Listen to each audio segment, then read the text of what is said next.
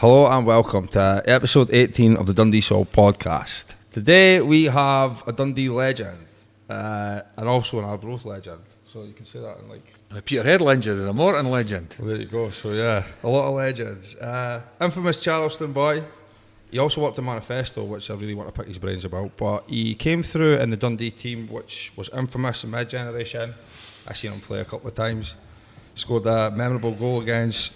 Who was it in the semis Hearts. again? Hearts. Quarter-final against Hearts. In the quarter, sorry, I got that wrong. He was in... 10 years he served at Arbroath, testimonial and stuff. He also was in the famous team from 2021-2022 that reached second that season and almost made it to the SPL. So, introducing Bobby Linn. How's it going, mate? It's good. Glad to finally be on. And we'll be chasing you up for a wee while. Between losing digits and phone numbers and missing you and cancellations, finally here. But no, really excited about this podcast. I've been watching quite a few, and I like what's going on it. We just like to get the natural story across. Yeah. You know what I mean? Yeah. So yeah, so we'll just start from the start. A good vibe to that, mate. So yeah, so we'll start from the start like we always do. So what year were you born and where were you from? Now you're asking. 1985. Born in the DRI in Dundee. Grew up in, as you say, infamous Charleston boy, Charleston. Bit different, but listen, growing up, I've always been into football. Football's been my life, and it still is to this day. But I've got a brother, a sister, and Butter's Place. Still take a wee drive down there to this day. Check on the house that we were brought up in. Like nostalgic vibes. But very nostalgic, yeah. Especially as you get older, but brings back a lot of childhood memories. But I think we could all agree on that. The older you get, when you look back at your childhood, it does bring a content kind of feeling, doesn't it? See what I remember about Charleston, you used to drive through in the Rowan Tree and there used to be like 30 to 40 boys just standing outside, and you're like, that was consistent all the time. It was a great pub, mate. I used to go and watch the team. My pal Jonathan Smart, a few others played for them. They actually won the Amateur Scottish Cup, and it was a place I spent a lot of time, and seeing that your pals and that played out of there as well, it was just an easy option to go up there. You did have other pubs like the Gayfield, which was that's a bit into the deeper and darker that's parts. right in the heart, is it? I think that's your to the hardcore Charleston people are drinking there to this day. So there'll not be many that'll go in there out of Charleston. But the Round Tree was a good pub, mate.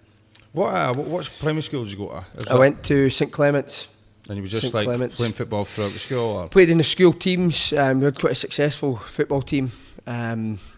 And then from there, I went on to Minas Hill. Pretty much the same. A lot of the kids from my school went to St John's. I went up to Minas Hill. There wasn't many. And then you kind of meet a new batch of kind of pals, and got a lot of friends to this day that I went to school with there. But pretty much the same. Like, everything for me was based around football. There was probably a few that were sick of seeing me, so I talk about, still do now. And that's the school I went to. Again, just more mainly football. Who was your like football hero when you were growing up? Football and hero growing up would probably be, I would need to say, I liked watching Celtic. For me, like, Henrik Larsson was massive. He was, especially when I started to get an age, probably signing, when he'd come in, he was playing at Celtic. Thankfully I managed to get to share a pitch with him a few times as well, but I think he was an inspiration, especially as a forward player, the way he played, the way he started at Celtic, and then the way he kind of played his way into it. That's a special thing, you got to share a pitch with him as well. Yeah, definitely. I'll get on to that one in a bit, but no, I think like anybody growing up in the 90s with Manchester United, I think they were massive at the time, and kind of the players and the way that they brought homegrown players through. I think that was a huge success story, and people could kind of connect to that. So there was a real kind of love for that as well. Oh, 90s football, man. You're a Man United fan, are you? Nah, I've not really got any. I've got a new. I look back at it with fond memories. Yeah, Even just mainly, I think just the success. I think football in general, the success, not just particularly Man United, but the storyline, the players coming through. I think everybody kind of born 80s, 90s could kind of relate to that time, that era. Mm-hmm. What about when were you first picked up from Dundee? I was first picked up. Jim Carlin was the scout that picked me up from Arbroath Athletic. I think it was probably 13, 14.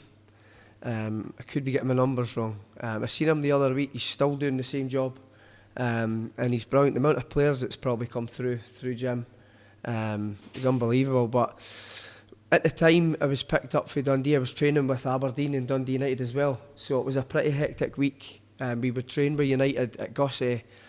We would train with Aberdeen down at the Riverside pitch, university pitches, and then Dundee was at the disc, and then obviously my club team, Drybra. So I had to eventually pick one out of the three, and Dundee straight away was the club.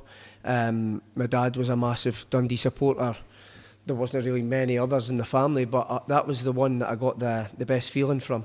The other two pushed, but I felt that was the right move for me at that time.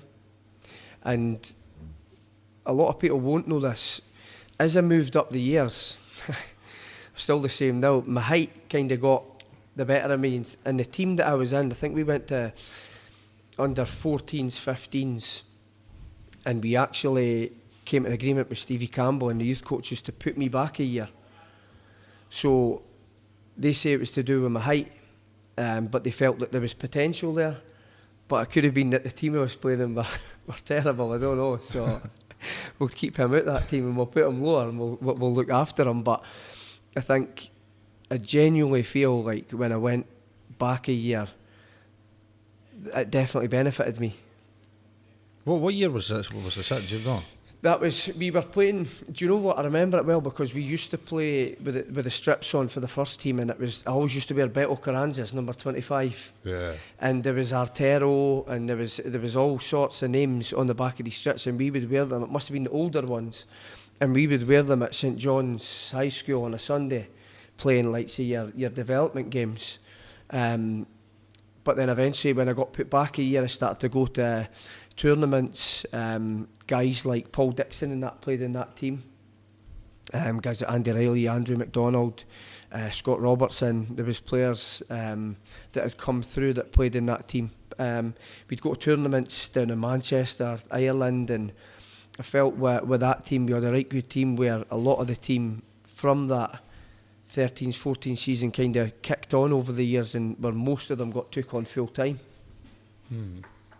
Yeah, no, Stevie went on to about a few teams that he really liked that he brought through at that time. Yeah. I'm sure your name got mentioned. Yeah, Stevie was massive. Stevie was somebody that was a massive influence in and around the club, and all the younger lads, I feel, certainly for me, he was huge for me. And even back then he was huge. He probably didn't realise how big he was, but he's just got this knack of working with youth and knowing to spot talent and how to work with it. And he says the right things at the right time, and he used to come away with quotes and he used to say things that as a short career make sacrifices to within a team. There might be one or two that will break through for these teams, and he's now I'm older and you understand what he was trying to say. He's trying to give you advice, and it's the best advice you can give. Was there a lot of people giving you advice this time? Back then, just mainly your coaches. I would say at that age, I felt when I went in full time, there was certainly a lot of advice for me. Things went quick from leaving school to going in full time and going into first teams and things like that. But there was certainly a lot of advice and help from first team players and people in and around the place. And I felt personally with me, there was potential there, so they tried to look after you and kind of wrap you in cotton wool. But there's the other side where people's kind out to get you as well, and I'm older now and understand that, and that happened as well. I've heard some nasty things come out for about that time from a few different players. Yeah.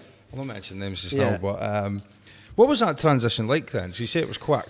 It was very quick. It was pretty fine in school. Like first year to fourth year was no issues. Don't think it was any issues. And then Dundee had spoken, says there was a chance of possibly going in full time at Christmas time, and they spoke to the school, and the school were quite keen. So I turned. What year was this? That was, I'm sure it was 16. I turned 16 in October. So you're in fourth year or fifth year? This was fourth year. It was definitely fourth. I turned 16 in October the 10th, and then there was a chat about go full time at Christmas. And for there to Christmas, it was terrible in school, getting put on slips and just waiting to just go. knowing I was going, and I was just childish, and the buzz of knowing that I was going to be going full time. So that was a rough couple of months, and they would report to the club and the school, and eventually we managed to get it done. And I always remember my first day going in, and I still look back and think, what are you thinking? Like, so you went into Dens, and you had the away dressing room was the under-21s. No, sorry, the away dressing room was the under-18s. And the long walk to the home dressing room was the 21s and first team. And Stevie pulled me in and took me into both dressing rooms. And still young, I was still very immature and really young in terms of being around a dressing room and players within that dressing room, especially some of the first team players you were walking in with. And Stevie's like, look, this is Bobby, this is his first day, look after him. And then you're that's you in the dressing room. So I got put into the under-18s dressing room. I was so nervous and on edge, and my mind getting changed. And did you know anybody in the dressing room? I did know them from being in at Dundee, but no greatly. I knew likes of Chris Brash, I knew Dougie Cameron, Chris Hegarty. I got to know Cal McDonald, Stephen Robb, Barry Forbes, Neil Jablonski. So I got to know all these types. But that first day I got changed into my kit. It was massive on me. My kit's still massive on me now when I wear training gear, but I always remember Dundee kit was huge. And as you come out the away dressing room, you'll know if you have come out the tunnel, there's on the left hand side there's a cupboard, and there's like a wee bench, a wee seat, and there's right next to that door there's a referee's room, and then you go out the door of the tunnel onto the pitch. I just sat on that bench. Like, it felt like about 2-3 hours, but it must have only been about half an hour. And I'm sitting on this bench myself, and coaches are coming out and they're coming in, players are walking by, kidding on them, tying my laces and that. And they must have been like, what is he sitting there for? And I don't know why I was sitting there. I was just so nervous, and I couldn't sit in the dressing room, and I took myself out and I just sat on this bench. And eventually we went training, and I mind just going and getting my boots and jumping on the bus, and I was like, you're going to need to calm yourself down, because I stuck out like a sore thumb being the new boy. Yeah. And doing that. So that's one that sticks out for my first day. See what? Stuff like that is mad intimidating. I remember being scared of my first day. That's the word, intimidating. And again, speaking to you now and looking back, coaches must have been, like, the young boys had to take their tea and toast and that into them, and the office was just there. Jinky, Ray Farningham, Stevie Campbell, Robbie Rayside, the physios. Duffy's office was on the right, and they were just walking by, and they must have just been thinking, what's the wee man doing? See what, you're old at this point. I was 16, I just left school, went in, and you were pretty much right into the deep end. So it was yeah, it was. They would have known. They've been watching you as well. They were watching what was going on. It was probably kind of a way to say, we're going to need to let them find his way type thing. But once I got out training, we went to Gayfield Road that day, training with like Jamie Langfield and guys. That's one that sticks out for the first day, and just training with guys like that and getting to know them and speaking to them. And I feel once you got on the pitch and you're able to kind of show your enthusiasm and play and feel like you should be there, then I felt after that you were building up connections and relationships with players. How long did it take to feel like that? Like a week or a couple of days? It took for me a couple of days. It did go pretty quickly, because at the end of the day you're going in there every day with the same people, so I knew that I had to adapt quickly, because when you're playing football you've been brought in full time. I wanted to hit the ground running as well.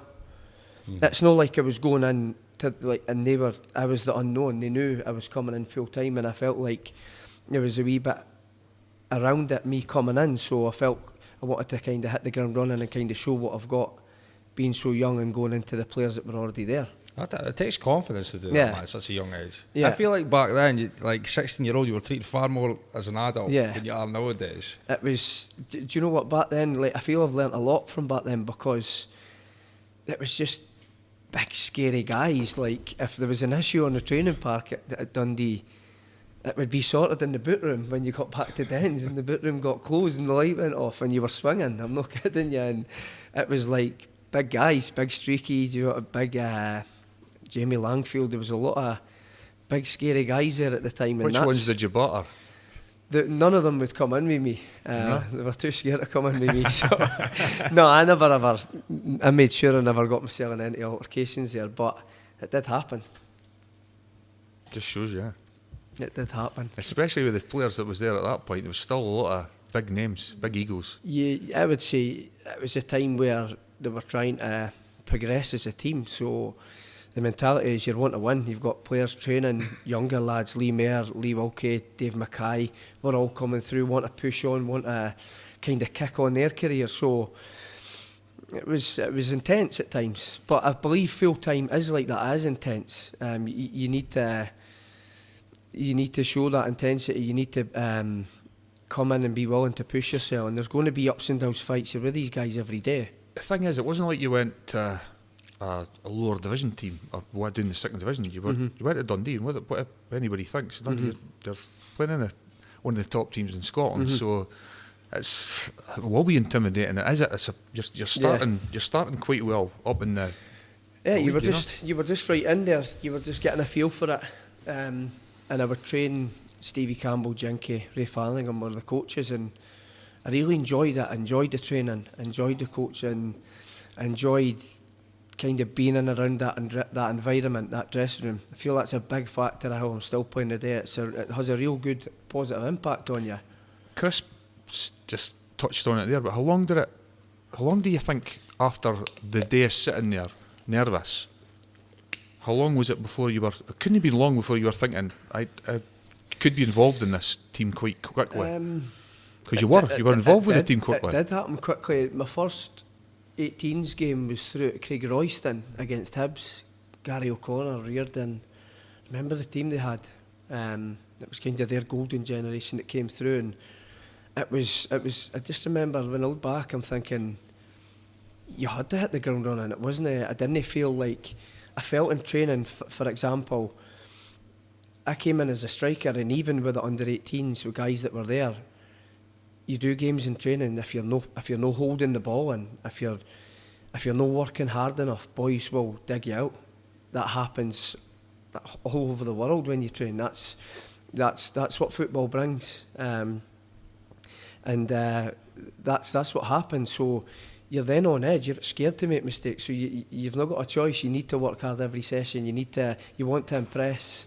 So there was a lot of pressure as well. I remember in Barry's interview, he said that he felt that there was a bit of a divide in that Dundee that time with the foreign players and like they say the Scottish players and everybody else. There was two dressing rooms. Just touching on before that, one of the memories of being in that under 18s team. Back then, you would go and. But didn't actually have a training park, so you were in at lunchtime after training, maybe down at Care Park on the public pitches. You'd get your lunch and then trying to find a place to train, and you would maybe go early at Road in the afternoon. And that's when Patrizio Billio and DeMarchi, they were training with us, and they would jump on the bus. And you look back even at these guys, and I remember growing up, and they were big hitters. Fans loved them. Billio, DeMarchi, like they were big names coming in. You're sitting on a minibus going up to a public park with them, climbing through a hole in a fence to use the pit. It's like, to this day, I didn't even think we were meant to be on Elliott Road, but we managed to find a way with bags of balls and bibs and hide in the van. And these guys are coming with us, trying to get through wee gaps in the fence and training with us. I remember seeing. You're on about these public pitches. I remember seeing Caniggia. Training down at Fort Hill Games Club, and he's coming over the hill with the chute and the swings behind him with the bag of balls, and I'm thinking, what the fuck's going on here? You know? That's right. You would just genuinely Graham Street, Lockheed Park.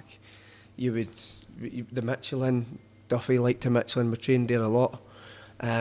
But Barfield Road, when that was up with the school with St John's, but at the other side, you genuinely just try to scramble to get a pitch. And in the winter was good patter. Like sometimes you couldn't train because they never had a training ground, so you'd maybe get the shout to go to the Olympia, go and jump on the flumes for the day. Do you know what I mean? That's what it was like. But it's that is genuinely what it was like. Sometimes you couldn't get because of the bad weather. You would maybe get the lunch centre.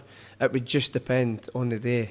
The thing is, that's not just a Dundee problem. I remember watching the documentary about Aberdeen, Yeah. and it was Alec Ferguson that Yeah. used to send the young boys down to clean the dog shite after Yeah. the parks that they were going to want to train on. I believe they were a club that trained on public parks and that back then as well. I think it was a thing. Yeah, I think now, Even just down in England. recent years, probably in the last 15, 20 year, complexes and things like that are getting built. It could only be beneficial to the clubs in the cities, but back then, I remember in Christmas time we didn't have a pitch to train on, so they took us down the beach, went to Tenchmuir Beach, jumped off the bus, set the pitches up on the beach, thinking that put a stick through and set pitches up, and you would set about 4, so you'd play on one and then you'd move on to the next because one gets ruined with all the feet marks and the sand, and then we're running along the beach and United's at the other side. Yeah. We're going past each other going, boo, fucking get up, yes, and It's hard training. Andy on. McLaren Yeah. and that, and you're just like, get up, yes, and there was a wee bit of friendly rivalry and banter, and a few of the guys are like, practice match, us for yous on the sand, let's go, and great memories. Hard training on sand though. That's the Middle whole of thing as winter, well. it was Yeah. enjoyable, I would say, and then in the sea after it. But for me, like back then, that's football. Like that's the way I look back then. I've grown up, and I just think that era there was a real toughness about it. So your first team debut, Chris. Tell him who you. You said you were 17, did you? You think you were Came on 17. I was adamant I was 17, but I remember talking about you in like, it must have been third year. So a couple of years like younger than Right. you. So I think, yeah, Right. I think 17 would be right, because I remember speaking about you were just like fresh in, like dead young and I stuff. thought I'm positive I was 17. I'm positive it was then. We came on, made your debut for the first team. Yeah. Subbed on for Fabian Cavallero. Yeah, remember that well. Just in the build up to that, I'll just give you an insight to the build up. So what led up to that was doing really well in under 18, scoring goals, and you kind of, it's not an arrogance or being full of yourself. You know when you're training well and you're playing well, you feel that there's something's happening. You could feel yourself pushing, and I felt that in games. I felt that in training. I felt the progression. This was, you're talking a year and a half after leaving school, so it was a real quick turnaround. And I always remember we were training at Caird Park, the old Caird Park, on where the Olympic track was around the pitch. And the 18s would train, and then the first team would train. The 18s, 21s, and the first team would train up the top. And we're just about to warm up, and Duffy says to me, he'd come over, he walked over, and we were just about to start, and he says, we're taking Bobby out, he's going over with the first team. And I just remember the buzz. And he's like, you're coming with us, up you go, this is where you are, you should be here. Just go and enjoy it. Go and enjoy it, he says. And I went into the boxes, and genuinely, the third pass in the box was through my legs for Gavin Ray. Welcome, wee man. So that was like, that was good. That kind of settled my nerves. It genuinely did. To somebody like Gav Ray at that time, for me, who I really looked up to, was a big figure around the place. It's just popped the ball through my legs and kind of broke the ice for me. So after that, it was, I remember it being a good session. I remember like putting everything into it, thinking, no, I'm gonna show what I've got. And it started from there. I started to train with the first team. And every now and then, I would get sent back to the 18s, and I think it was to keep us grounded and just let us know that continue the hard work. And there was a game, we played Kilmarnock under 18s at Downfield. We actually won 2-1. I scored 2 that day, and a certain Stephen Naismith scored for Kilmarnock, who played against a lot in the unders, and what a career he had. Unbelievable. And he was an unbelievable player. And we went back to Dens that day to get changed, and Duffy was there, and it was bit odd for him to be there on a Friday. They were playing Hearts away the next day, the first team, and he pulled me in. I had my strip on, and he was like, "Brilliant today, really happy with your progression. You're in the squad tomorrow." Just remember freezing. Like, I says to him, "I've just played today." He says, "No, you'll be all right. You're in the squad. You'll be stripped. Be ready." Went home, told the family, and just that. What was their reaction to that? Excitement, but not really knowing kind of the magnitude of it, because it was new to them. Like, I'd not been in the first team yet. It was new. They'd not really been in a stadium. It was full, and my brother and my sister. My brother's a United fan. My sister, not really into football. My mum just always kind of supported me, but never really knew kind of the magnitude of it. And the next day came and got on the bus, and remember the journey and going into Tynecastle. Did they go? Right. Did your family go? They did go. They did go. And I could remember Tynecastle just being right on top of it. It's a place I'd never played before, but playing in under 18s, 21s, you would play at certain grounds. That was one that I hadn't played at. And the tunnel was tiny, and the dressing rooms were tiny, and It's like that. All like it's. I think Yeah. I have played recently with Arbroath, and it's definitely changed. They built a whole new stand there, and it has changed. But back then it was tight. Yeah, it just Getting feels like you're all, so all close your to the like back. hamper bags, hamper boxes of football, your kit and that, and it was tight. And going out onto the pitch was just, I could never explain that kind of feeling of kind of the cold. It was cold running out, and you're just seeing people coming into the stadium. Pitch was beautiful. It was wet, and it was just like it was a surreal experience that I'll always remember. the floodlights on. Was that? No, it was a 3 o'clock 3 kick-off, o'clock. but they came on. They obviously came on, and one that sticks out about the Hearts game was when I went to warm up. I just remember when you go to Tynecastle and you warm up with the away fans, you go past other casuals, and at that time it was bedlam. Like, and I remember going out with Langfield, and they're screaming like, "I'll fucking eat your wains, I'll eat your kids," and they're shouting like mad stuff to her. And Langfield's saying to me, you just stay with me, you warm up with me.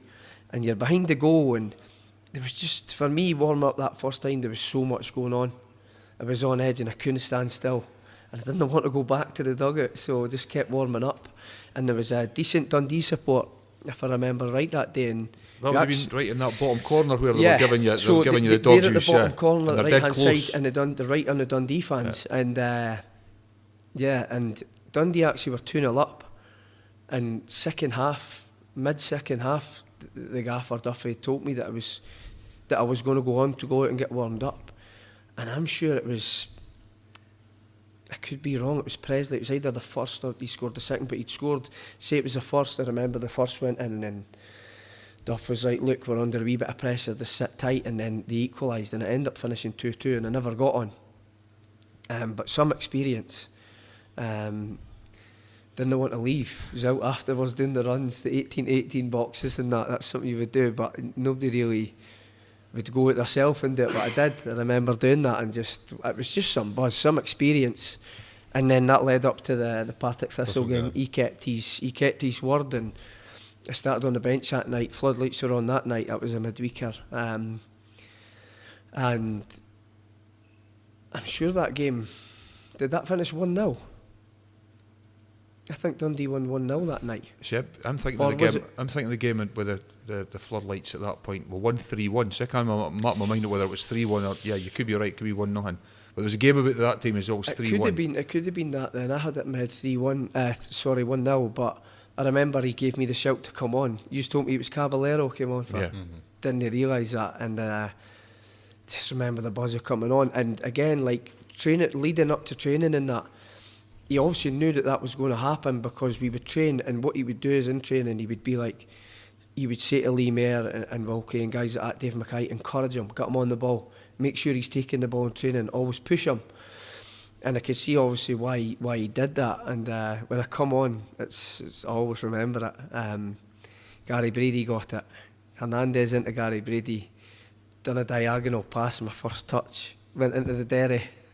And I could just remember just like the pitch could eat me up now, and I just remember slapping my thigh, looking like it was See, like mental pissed things off. like that break laddies for it. Like, you've got to pick yourself up. It was from- like your first touch, that was your chance, and I could just remember the crowd kind of was like, oh, right, come on, and you could hear them. And then after that, I felt like after that, I was lively. I could remember getting on it. I was starting to, Barry Smith told me, just relax. You'll get the ball again. Go and just be yourself, express yourself, and make something happen. And there was one, I remember cutting in, taking a touch and hitting one with my left foot, and the goalie saved it. Kenny Arthur saved it. It went out for a corner.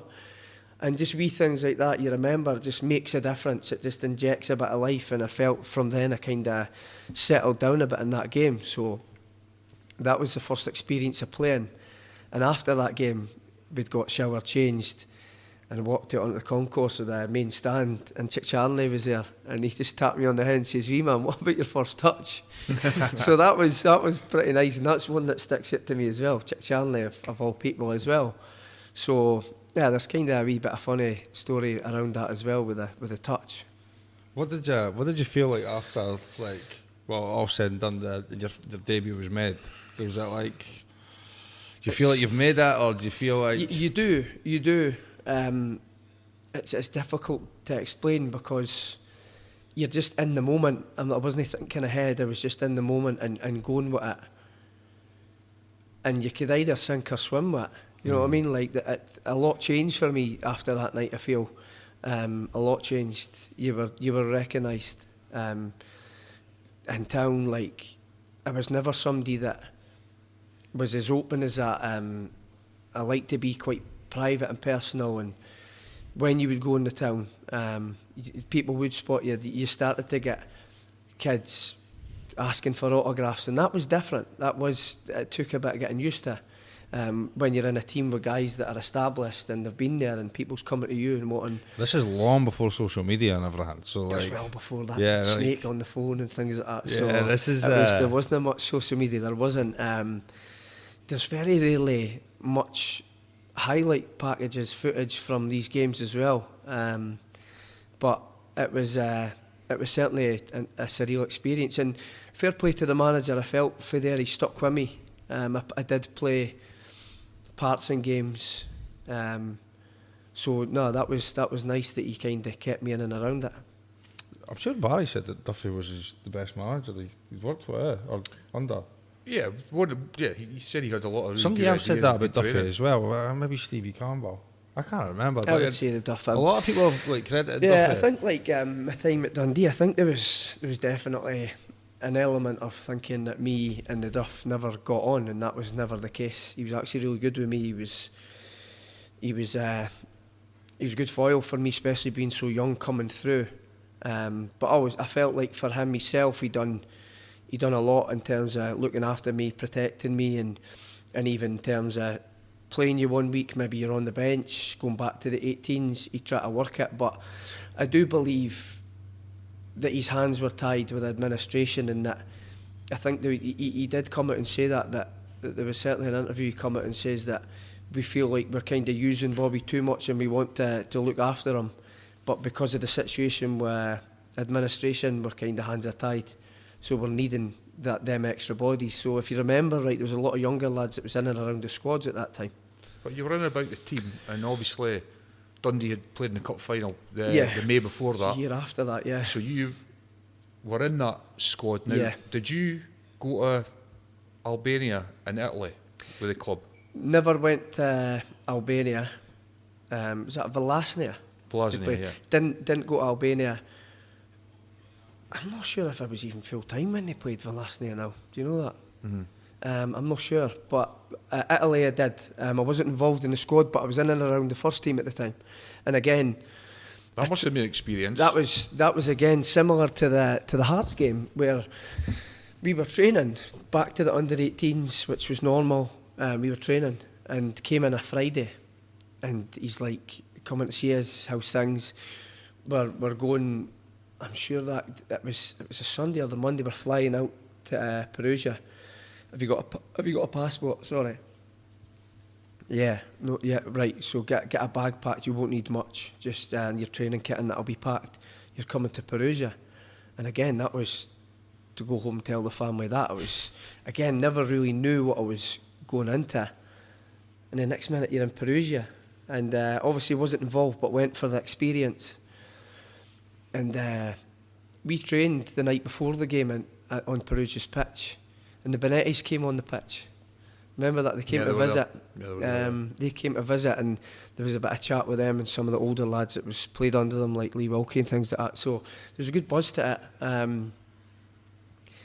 Shared the room with Cal McDonald. Just he looked after me as well. He was great, and I always remember the training pitch we trained on was terrible, absolutely terrible. And we had to train on that a couple of times before we played the game. But leading up to that game, such a different experience, really dark, floodlights, open-aired stadium, like there was no roof, and you're in Italy, do you know what I mean? And obviously I wasn't involved, but I always remember Duffy naming the team and the squad who was on the bench, and before he could finish, I'm running to the kit bag getting changed, and I always remember Juan Sara. She used to call me Liam. For some reason he used to call me Liam, and the guy still, I used to get called Lenny at Dundee, and a few of the boys still text me this day, my man, he's called you Liam. He's go, Liam, what are you doing? You're not in the squad. I'm like, Juan, I've come to Italy, mate. I'm going out there to train and kick a ball at least. Some of my pals and that were in the crowd, and he's going, okay. He was just checking, and then went out, and kind of the rest is history with that. That was a real good experience. What was the dressing room like about that time? Like all those players in it. This is what I mean. Like Sarah's calling you Liam and stuff. Listen, like at that time I was 17 in a dressing room where I look at the forward line. There was Nacho Novo, there was Juan Sara, Caballero, Ravanelli, Steve Lovell, Bobby Linn. What about Rav? You know what I mean? There you go. And that was 6, and there was my full debut against Hibs. I got took off after half an hour. Craig Burley got sent off, and I got took off for Juan Sara. And the first thing Duff says to me was when I come off, look, we need to be sensible. You'll play the next one. And he was true to his word. I played the next game against Motherwell with Dougie Cameron on the left-hand side. We ended up winning that game. But I remember getting booked early on in that game, the Hibs game. I got into an altercation with a boy Doumbé. You remember Matthias Doumbé, the big centre-half? Typical, he had to be a big guy. And I remember this kind of being on edge, again, just nervous, and I'd got into a wee tangle with him and was cracking up at the ref, and the ref's like, you calm down. And Barry Smith's like, look, he's young, we're trying to keep him right. And I ended up getting booked going into a tackle, so it was probably the right thing to do, taking me off. But again, just the nervousness, the excitement, the anxiety of playing, kind of, for me in front of everybody in Dens, my hometown team, do you know what I mean? It was an experience, and it was nerve-wracking as well. So yeah, I came off after 30 minutes in that game. Did you play in any of the games that Ravanelli played? Was you on the pitch with you? Yes, I did. We started that game together, the Hibs game. There was me, I think it was me, him, and Novo that day. Caballero, Sara on the bench. Yeah, you're Steve Lovell. You're going to get my Do you know programme what I mean? for that day or something. Yeah, when he said the team that day, I always remember the sitting, and he said my name, Ravanelli. No, Champions League winners for Nacho, 3 or 4 years before. Nacho, Rava, and Bobby Linn, and I'm like, is that me? Brilliant.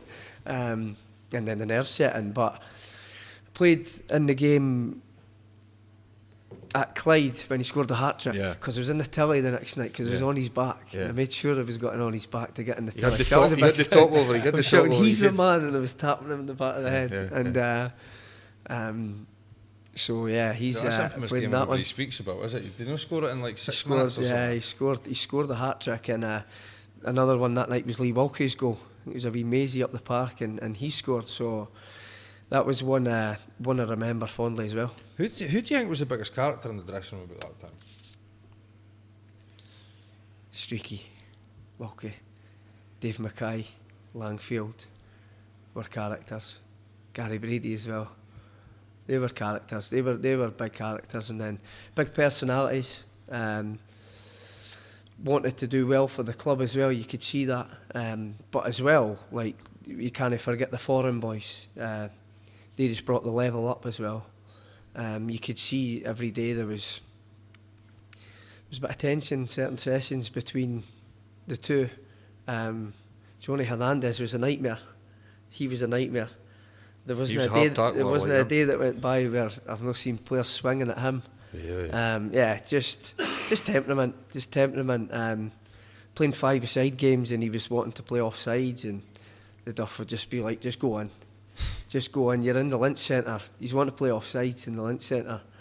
Chicho, just go back on the bus. You know what I mean? So it was just wee things like that probably people, do you know what I mean, when they think that. But it was good. It was a good experience, and there was temperament was there in training certain days. So you get to the Hearts match, the League Cup quarter final. Yeah. Big match for Dundee because we're having problems at that point. Yeah. It goes to extra time, doesn't it? It did go extra time. That's when it came on. Should have came on for Steve Lovell. He got injured. And your one and only goal for Dundee, but a very, very important goal for Dundee because it puts us into the semi-final of the League Cup. Yeah, there's still a bit of grief for that night. So I actually scored 3 that night, if you remember, and 2 were ruled out for offside. And I still feel grieved at that. I didn't think they were, but that is what it was. But that night was there was the buckets and things like that. There was a lot of hysteria around it, wasn't there? Like, Dens was packed that night. My family were there.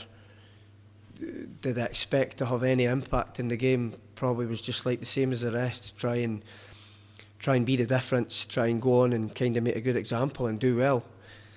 I came on. I felt like a man possessed that night. It was probably my best game for Dundee, I would say. In my time, I would probably say it was. Everything just kind of came together, and the goal, I remember clear as day. It went out to Chicho Hernandez. He plays it in the Fozzie. Diagonal into Nacho, takes a great touch, 1-on-1 with the goalie. And I always remember Stevie and Jink would always say, and it's probably cheesy and it's a quote, but always follow in, good strikers follow in. And I felt that if I could make a difference with it. But you were thinking, no, Nacho's going to score. He always scores. And he was flying at that point, and he puts it past Craig Gordon, and it hits the post and comes back, and I'm just running onto it in that area, and just I can remember it now, the open goal. It could go wrong at that point, do you know what I mean? But it could go wrong, but thankfully I just cushioned it into the net, and it made you going absolutely nuts. There was bedlam after that. Like, what was it, in front of the Bobby Cox? In front of the Bobby Cox. Still had my Let's Kick Racism out of football t-shirt on with the Linn, the football top was off, right into the crowd, right in there. There's some great photos I've got to this day with Walkie and Gary Brady. Streaky's got us in a headlock, and I can always remember that, and he's slapping my head. It's too loud trying to tell him, and he's got me in a headlock, and Gary Brady's just got a hold of me, and it's a really good photo. And it was just after that, it just extended, like we were going back to the halfway line. I could remember in front of the Derry, the fist going up and just going ballistic, and just what was kind of unfolding in front of me. It was a big night, it was a historic night. I knew how big it was for the club. I don't think I've ever experienced that feeling of that night in football, ever. So did you say that feeling for that goal? Or? That, yeah, and the connection of that night, that was... There was a lot of emotion that night. There was emotion leading up to that with the club. There was a lot of anger. There was a lot of uncertainty on what was going on, and to be able to just go on and on the pitch and kind of make a difference. For me, I'm still proud of that to this day, because it's turned out to be a massive goal for them. Everybody remembers you for it. Yeah, it was nice. It was nice, and it's certainly one I'll not forget. And again, my brother, he's a United fan, my mum were all there, and they were all up. Like, it was, I just always remember the Derry that night. The Derry was wild. It was packed, and it was certainly. You were there. Mm-hmm. pretty wild place to be that night. I think we had a season ticket in the Bobby Cox, aren't we? I was in the Bobby Cox, Yeah. because I just mind when it come off the post as you come in, we're just waiting on you. Just before, like, we lost this game. This is when the list came out with the administration. We'd lost all the players. That's right. Yeah. The day administration, it was full time. We'd got called into a meeting and we'd kind of got told that players were to go, and that was even players. It was a difficult time because it was a players that when I went in full time, there was guys in the under-18s team that succumbed to being paid off because of the situation Dundee found himself in, which... They just scrapped the youth team straight away, yeah, did that? It totally dented their livelihoods. Like, it was a chance for them to make the grade, and that decision impacted so many people at the club. It did. Even the supporters, I think, to this day, like that did have an impact on where the club were, the way that they were going with the kind of players bringing in. Was it sustainable? Did the fans believe it was sustainable? I just think it ultimately cost players their jobs. It Cost did. a lot of people It a did. lot of things. And again, just going back to that, like being told that guys like Ravanelli, Burley and things getting told that it was time for them to go. That's when we were up against it as a team, because you started to then rely on the younger lads because a lot of first teamers had moved. But there's one that's just popped in about Ravanelli when he first come in. How did you feel about when he come in? Was it a bit surreal? Could you believe when? It was a bit, well, after Caniggia, sort of. Yeah, well, It wasn't as big a shock, but I was still like... But we're on about signing Davids and they were at that point, yeah. It's like, this is what I'm on about. We signed Ravanelli and Burley at the same time, didn't we? Yeah. Used to see Di Stefano and that walking about then. Di Stefano. It was surreal. Did you ever speak to him? I never spoke to him, but I just, all the stuff coming out with Di Stefano, Den's just pretty mad back then. Like, Di Stefano walking about, and there was just so many stories. I remember the David story, but when Ravanelli come in, he was actually, hold him in high regard. He was unbelievable when he came in. He was a cut above. He took time out with the young boys. We were training afternoons with Jinky and Stevie, and he would come out and that. He was great. His first session was at Fairfield, the Joey's old pitch. We played a practice match, and John McCafferty was in one goal, under 18s, under 21s against the first team, and we didn't have another goal, and Neil Jablonski was in the other goal. Ravanelli takes centre, shifts it, halfway line, goal, and everybody just stood and just clapped. That's true, that happened. And one that I look back as well and just think, speak to a few of the boys, Doogie Cameron and that, about that to this day, like, just an unbelievable start, like, just to be able just to do that. Yeah. Might seem simple and easy, but Yeah, just coming in, it was just the sheer arrogance of a Champions League winner, a big name just doing that, doing it Fairfield at the Joey's pitch in Dundee, because we never had anywhere else to train, so Ever. great memories. Crazy fact about Ravanelli, he scores a hat-trick against Clyde. He scores a hat-trick against Clyde and the winner against Juventus in the same season. Yeah. It's you? after That's he went right. to Perugia, Yeah. Were you ever about the club when Caniggia was there? No, I've got one memory of Caniggia, and I'm trying to think. I used to go into Dens on the holidays, and I went in for work experience, and it must have been in and around that time. And this is straight up. I was at Caird Park, and he was driving his Jeep around the pitch on the tarmac. And to this day, I'm not sure why he was doing that, but there was a middle pitch, the public park. No, the public. You know the grass park I'm talking about, to the right of the athletics park. Yeah. Everybody was out watching him. He's driving his big Merc all the way around the park. Just kept going in the park, stopped, jumped out, and went in to get changed for his training. And I think we went on to train at the public park further up, nearer the Kingsway that day. That's how we were down there. It's my only real memory of Caniggia seeing him at Dundee. But I managed to get his number after he left, which was special. which was pretty special. But that's the only real time he was before me, but not really too many memories. I just heard that, like, when you said Ravanelli came out and he was good with the youth players and that, I heard the same sort of thing about Caniggia. Yeah. So that would have been I think cool. he was a bit more bonkers than Ravanelli. Well, we heard some stories about his car being outside a Yeah. certain house all the time. Rava carried himself probably more professional, So So what happened after you get your first goal and that? What was the feel of the club after that?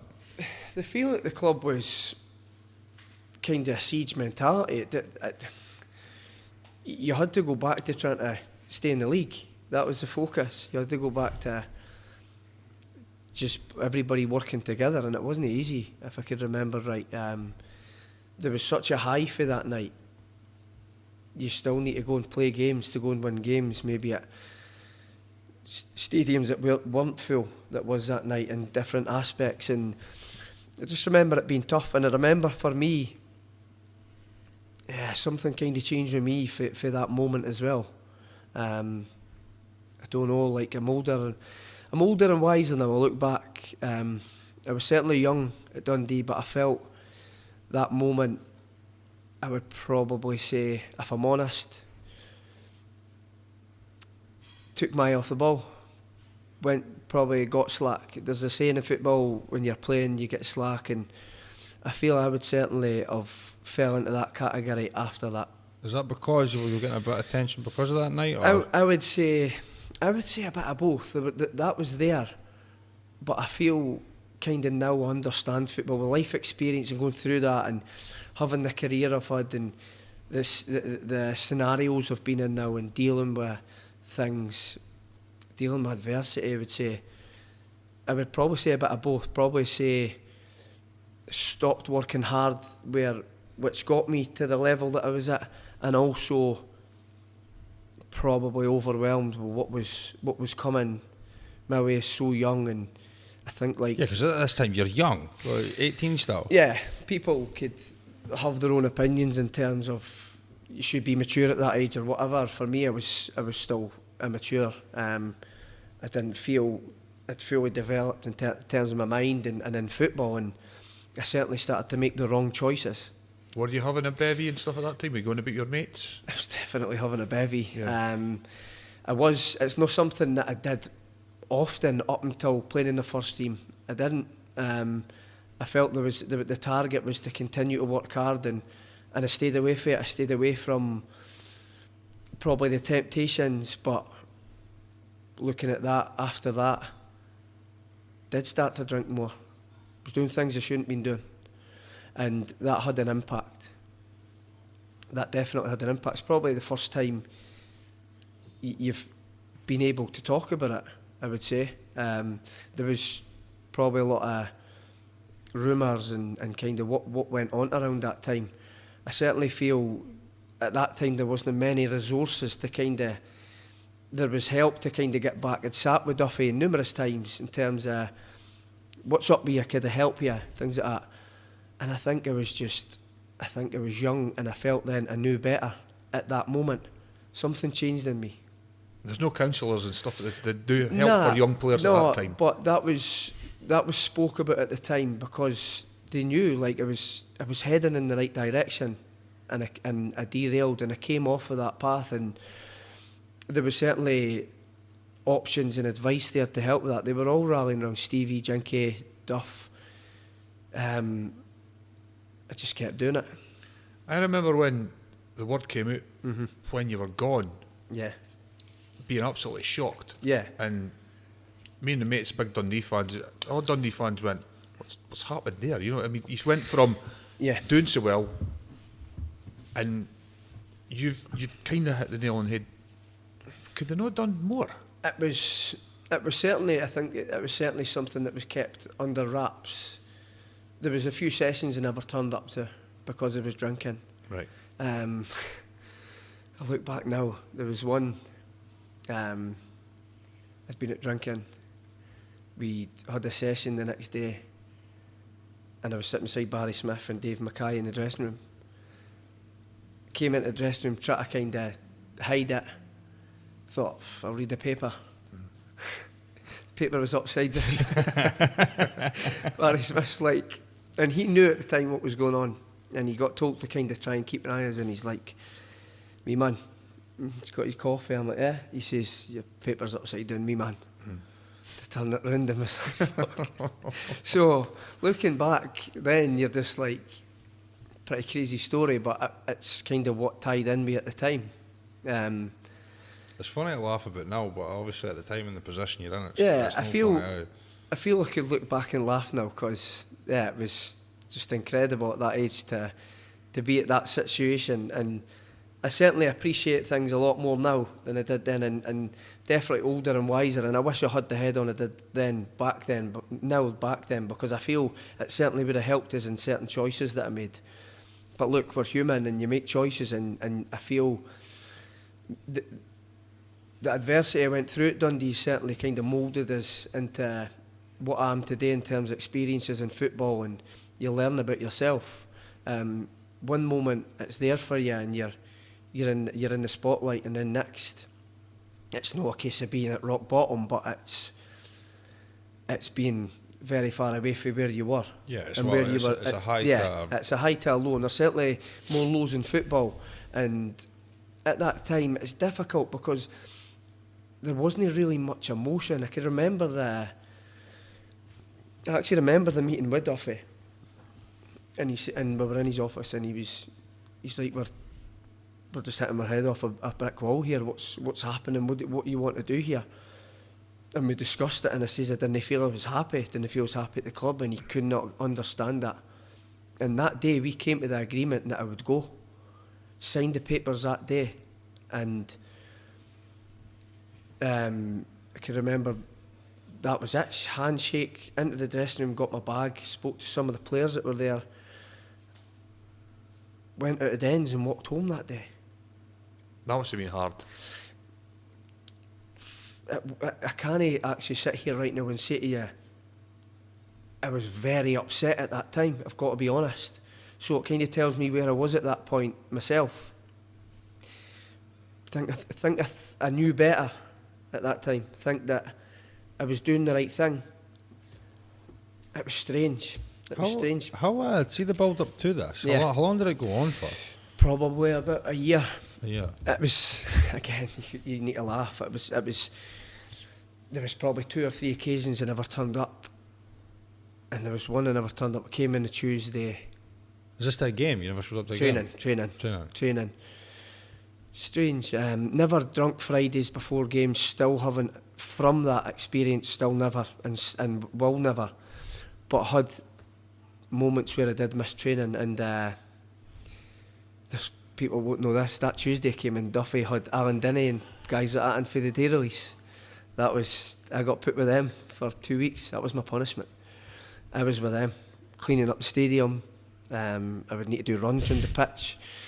I would need to get a litter stick and go and do things around Dens, clean up, tidy things, boot room, washing, buses, set up training gear, see the boys come on, train, go back to Dens, clean up the place with them, and then come back and take the kit and that off. And it was a harsh reality and a harsh lesson you need to wise up.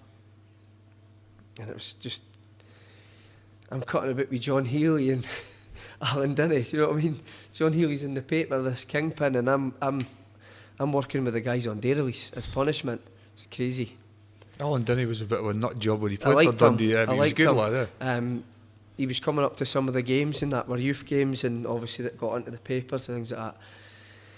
And even at then, it was a circus at that time with Dundee, wasn't it? Like stuff like that, getting out, and I've had experience. I would come in and report to them.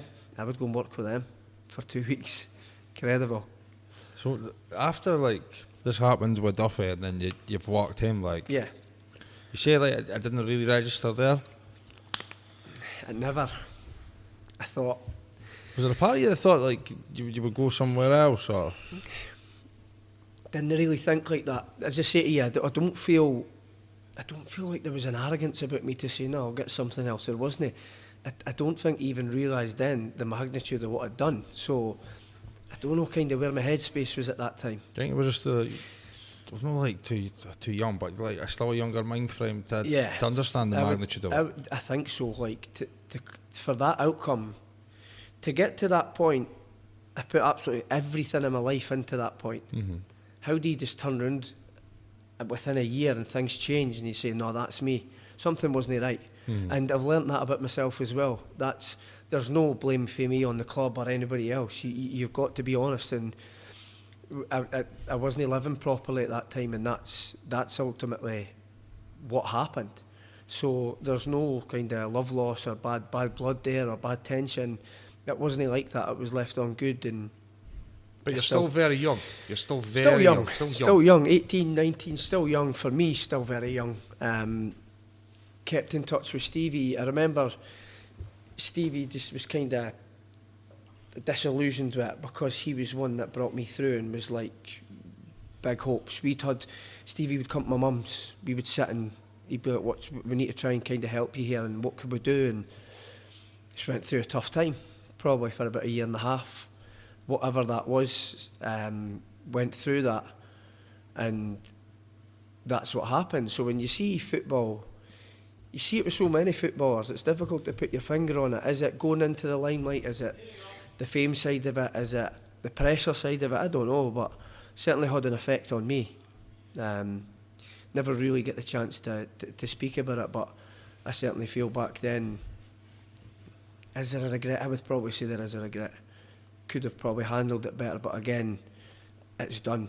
Did you have anybody like actually putting their arm around you and to say like... Stevie was a great Steve foil. Campbell, yeah. Stevie was a great foil, and tried, but just never listened. And then that was it. Left Dundee, didn't have a job, didn't have a team. It was like, this is it. And again, I was kicking about my pals at that time, and you just thought, it was like a release. It was strange. It was like a release, and then very quickly that changed. I was still keeping in touch with Stevie, and then Peterhead came up like probably 3-4 weeks after Dundee. Paul Mathers and Robbie Rayside were there straight away. Sorry. In between that, I had an agent, Tam Callahan, who got me into St Mirren for a week. And then St Johnstone for a week, and nothing really materialised with them. Was your head in it at this point? No, but having somebody there to say, look, you're going through to St Mirren for a week, and it was like, oh, so there is options in. Mm-hmm. And then speaking to Gus McPherson at the end of that week, look, we've not got finance, and that in football I've learnt that's, look, we're not needing you. So that was fine. Don't think I was too fussed about that. Don't think I'd done great in that trial. Guys like Mixu Patalainen, Simon Lappin was there, Kurt Broadfoot. They were a good side, similar to Dundee in a way. At Love Street, they played at Love Street, they trained at Love Street. Going through there was quite daunting as a young boy as well. Coming with that, probably as you say, reputation as well. It would just keep an eye on you type thing to see what you were like. That never quite worked. Felt I struggled that week. Went into St Johnstone. That was a bit better. Paul Sheeran was there, Alan McGregor, Stephen McConaughey. They had a good team at that time. I think that was Championship, and that worked out a bit better. But again, it just never happened. And probably looking back was the situation with Dundee. That was certainly out there, so maybe got in the way. But that one I felt had done enough, and I felt there was enough there to kind of get that move. But that never happened. So Peterhead came up, and this is what's strange. Jumped at that straight away. So from going from the way I was and what happened at Dundee, making that decision, I'm right back into football again. Mm-hmm. So it's difficult to understand, put your finger on at that time, what it actually was. Had you kicked the bad habits, or were you still partying? Well, yeah, I would say a bit of both at Peterhead. Still kind of living the way I was living, and then got a move to Morton. Within a year and a half, got a move to Morton. They paid 20 grand, and I went there, and so I'd got a job for 6 months in B&Q just to keep myself going with the football. I felt at the time I was at Peterhead that I was doing enough. I was getting myself back going again, but as you say, still going out and drinking and that at the weekends. But I felt I was playing well, scoring goals, and managed to get that move. And that was at Christmas time, New Year. They were in the same league as us. Jim McNally had contacted the club, and they got that done. And I went there. 1 minute I'm working. Next minute after we played Morton, and then a day later we had a day off. Went through to Greenock. I stayed in Port Glasgow and digs with boy Peter Weatherson, and that was a real kind of culture shock as well.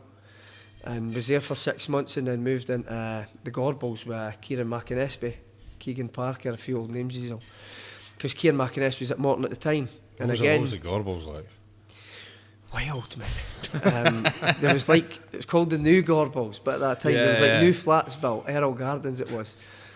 The sports centre, and I would go in there to the gym, and then there was the high flats. And the thing about going through there was, at Port Glasgow, I wasn't home much. I was through there a lot. I didn't have responsibilities, so I was in digs.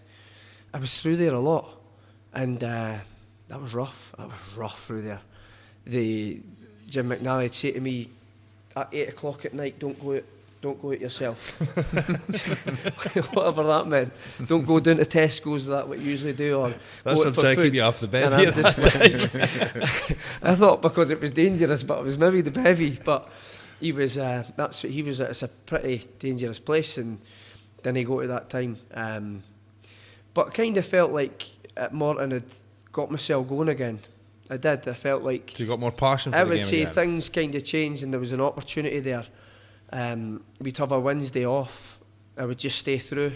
I was back full time again. There was a sports centre right next to the flat. We were training at Quarriers Village in Paisley. You had the facilities there. Paul McGowan was in that team. He was on loan for Celtic. Michael Gardine came on loan. Jim McAllister.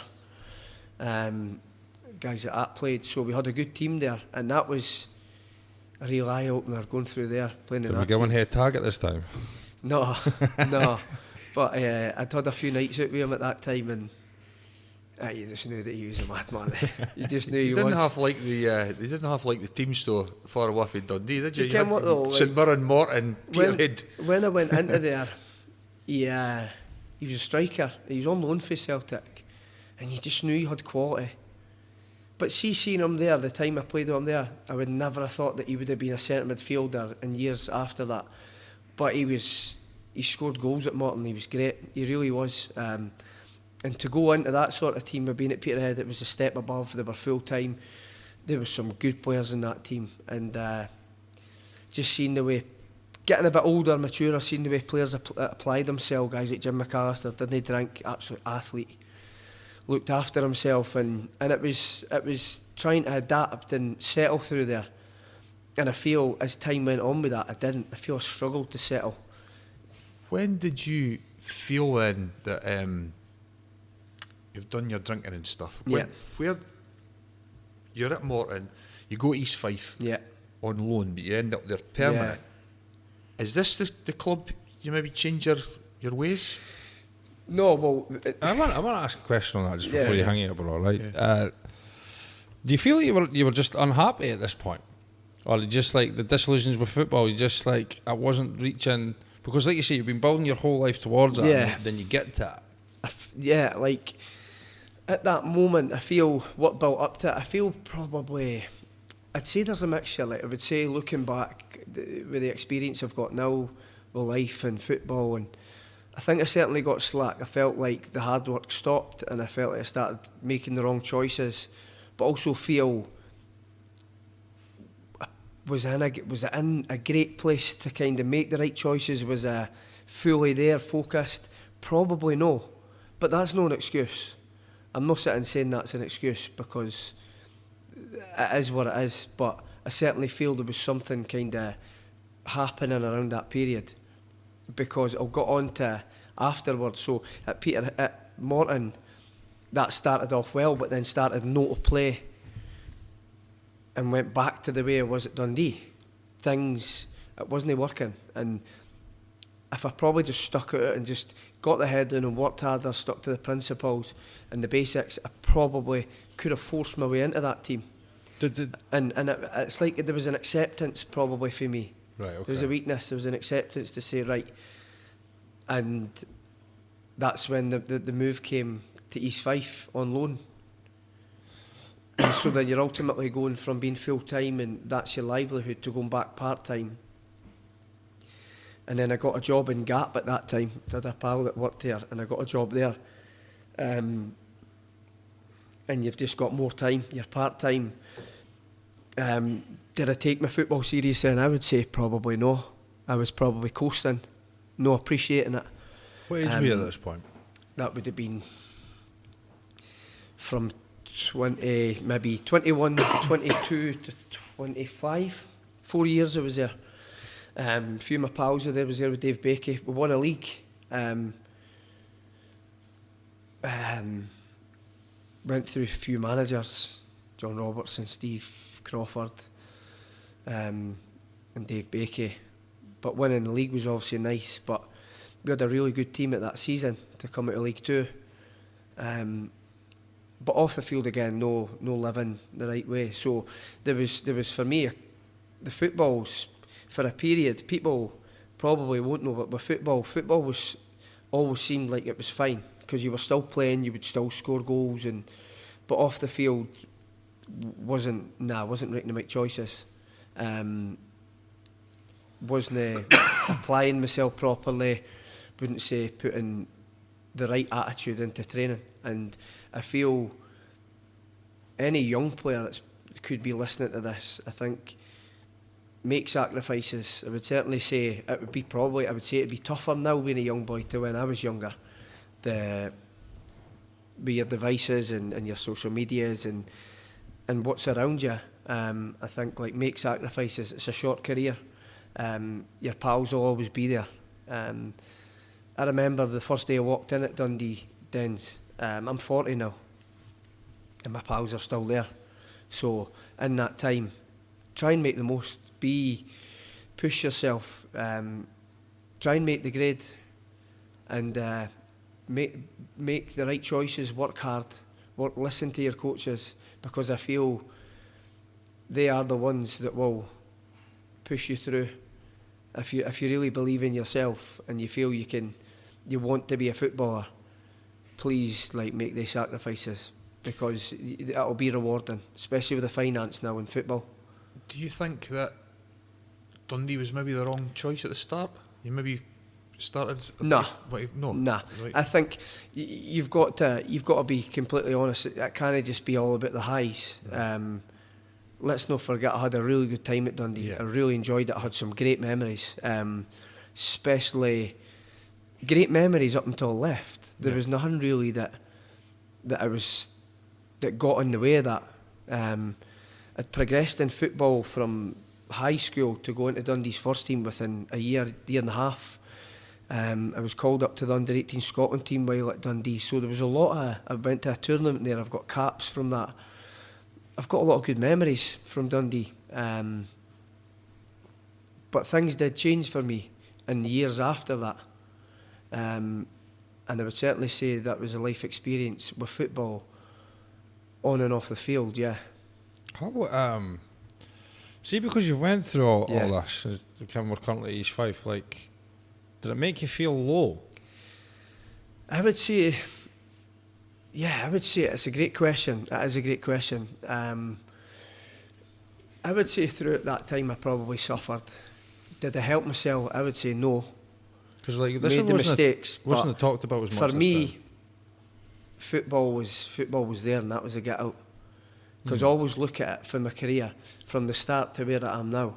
I've always played. There wasn't a period I took time out. It was never, I need to take time out the game. I need to do this. I always played.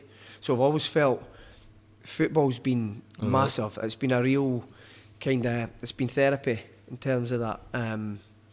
But I feel away from that was just chaotic. Yeah, it was. So that's the reality of it in and around that time. Mm-hmm. And East Fife was probably, listen, it wasn't all bad, but East Fife, I felt it was certainly periods I was there. Yeah, I was just coasting through it. You see, everybody's at this time as well, social media still isn't as bad. Yeah. And see, when you're in the spotlight like this, and everybody sort of has an opinion, and he's it's been mentioned, the party boy thingy, and obviously you've done these trials and that. Does it all this this all must have a mentally weighing down on your head, I would say. Yeah, it does, but you're still making the choices and you're not helping yourself. See, what I'm speaking about tonight is just being honest in that. I think when people that have played football, listen, I'm not a footballer, I work as a bin man, but I've had a career where I've played part-time and full-time, and I feel with that, like, it's gave me an opportunity in football to play and to be able to express myself. But I think there's a lot of talking about the highs in football and how when you do well at football, and I've done this and I've done that, but I think it's important to talk about things maybe away from football, or while you're playing football, the reality of still no living properly or applying yourself away from it. You can get slack, you stop pushing yourself, do you know what I mean? And then as you're not appreciating it, and that does happens up and down the country. So it's just trying to kind of get it out there as well, that especially the older I've learned, and you need to apply yourself and appreciate what you've got. You really do. Work hard every day. Even although, I mean, you're saying you didn't appreciate it, but even when you've played 13 games for Dundee, you've scored that goal, then you've went to Peterhead, you've appeared 97 times, you've still scored 31 goals, you're still doing it, right? Yeah. Morton, 23 appearances, 3 goals, and then you go to East Fife, and you're there 177 games, 42 goals. Yeah. So you're still... Strange, I mean, I think beggars for me, I know what you're saying, right? Yeah. But it happens up and down the country. Like it's like I would play a game of Saturday, I would still train my Tuesday, Thursday. I would still at that time feel I'm training as hard as I could train, but really just kind of in your own mind, you're coasting, but you're thinking you're pushing yourself. And on a Saturday you're still scoring. And what I'm trying to get my point across is, then you're going out Saturday night, Sunday, and then you're back again, training again on. So you're really applying yourself. You're really giving yourself the best opportunity from previous experiences of pushing yourself on. You become in a comfort zone, and that's what was happening. You must say some engine thought to be going out on the bevy and dead, because you're still doing that. You're still doing the business. I know. I'd like to see what would you been like if you had to apply yourself. That was just youth and natural enthusiasm. Do you know what I mean? say you've been completely went down. You don't know. Yeah. You might have went down the health kick, and it maybe wouldn't have worked. The bottles, maybe what you needed. The bottles of Concord, the wine might have helped as well. Like, but nah, I think it's just age. Like, it was 20 to 25.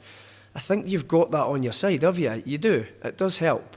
But I'm not going to sit here and say, oh, so I scored 42 East Fife. This is how good I done, and this is what I done. I'm trying to give you the real picture of away from it that was, and paint a picture of where I was at that time.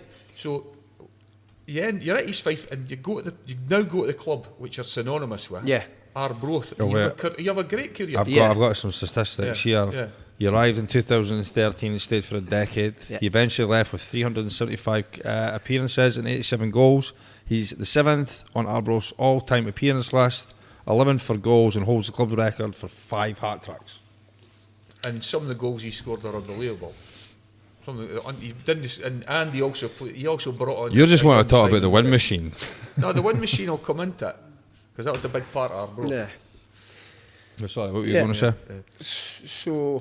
I just think you've at this time you must be going away to change your ways. Change your ways. Is it that bad? Change your ways. It's easy to get sucked into what I'm saying, is it? Do you know what I mean? Exactly. So, because you had a tremendous career with Arbroath. No, listen. Things did change. I would say. I wouldn't say the day that I joined Arbroath things changed. I'd say when I had my first kid, things changed for me. I started to learn. I started to learn about life, about myself, and I feel the responsibilities, they definitely change you. And what age were you when you had your first? 26. And when I went into Arbroath, I'd probably say the first couple of years, there was still that I never went in and just completely changed. I still liked to be here and liked to enjoy myself and had nights out. But I think following on from that, I would say for me, when it actually changed was probably when I was 30. When I was 30-year-old, I feel something just clicked. Something changed. I'd left Manifesto. Really enjoyed that job. It was great. It worked great around the football. I was there, I think it was 4 or 5 years.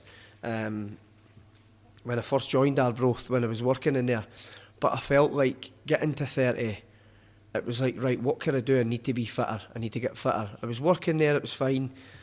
Was I doing enough? And as I'm saying to you, all the years before, am I doing enough? But it wasn't like following up on it. But when I got to 30, there was discussions with Dick, and I'd got a few niggles, and probably no getting away with what I did at East Fife and that being as fit. It was catching up. I was getting niggles. I was getting wee injuries here and there. I got a knee injury, and Dick, being the manager, was like, are you aging? Are you fit, wee man? Could you be fitter? Are you doing the right things? And kind of hit home and was like, right, this is it. Because I thought, well, just play another. I never certainly thought I would play up to 37 with Arbroath. I'm thinking maybe get another 2 year. Could I give everything I've got here? So that's what I done. I left Manifesto and went and got a job on the bins with the council. You're going for like sitting about, putting out stock and things like that, to then walking 20 to 30,000 steps a day. Manual job. You're active. Felt it was massive for me physically and mentally. It changed. It definitely changed. I remember you telling me that about when you the bins, the amount of hard work you were doing. I feel like Dick's been on interviews on Open Goal and that, and he speaks about that. He takes the credit. I told him, you need to go and get fit, wee man. And he went, now he does all these steps and he's a bin man. And that was me. He empties the buckets. And he did have a part in that where he's like, what can we do to get you fitter? Because he obviously felt like you're not doing enough. So that was a reality check. 10 years later, I still had a manager saying, are you doing enough? So it was like, it hit home. It did. Things changed. I think I played at the start Arbroath with guys like Simon and that, and I think he'd be open with that certainly playing at that time carried myself kind of the right way, started to do the right things and applying myself the right way, and I felt it benefited me and the club and the team, because I felt it was my best years in football playing there. He certainly learnt a lot off you, because I think, I said that to him, Chris, earlier on, I think sometimes when you see Simon playing, and if you watch you playing, it was the same sort of, it's that aggressive, running forward, good, closing boys down. You weren't scared of that, player on both sides. He got his opportunity. I could remember speaking to him. I seen his podcast and it was really good. And he's came a long way, should I say. He's came a long way. He come in raw. I think he was at Tayport at the time. Paul Sheeran, John McGlasson got in touch with Paul Sheeran and said, we've got a player here. We got him in, and his first session we trained up at AstroTurf in Crieff in Perth. You told us that. And he trained, and I just remember coming off saying, mate, you've scored every chance. That couldn't have went any better. And Sheeran was delighted with him. Got him in.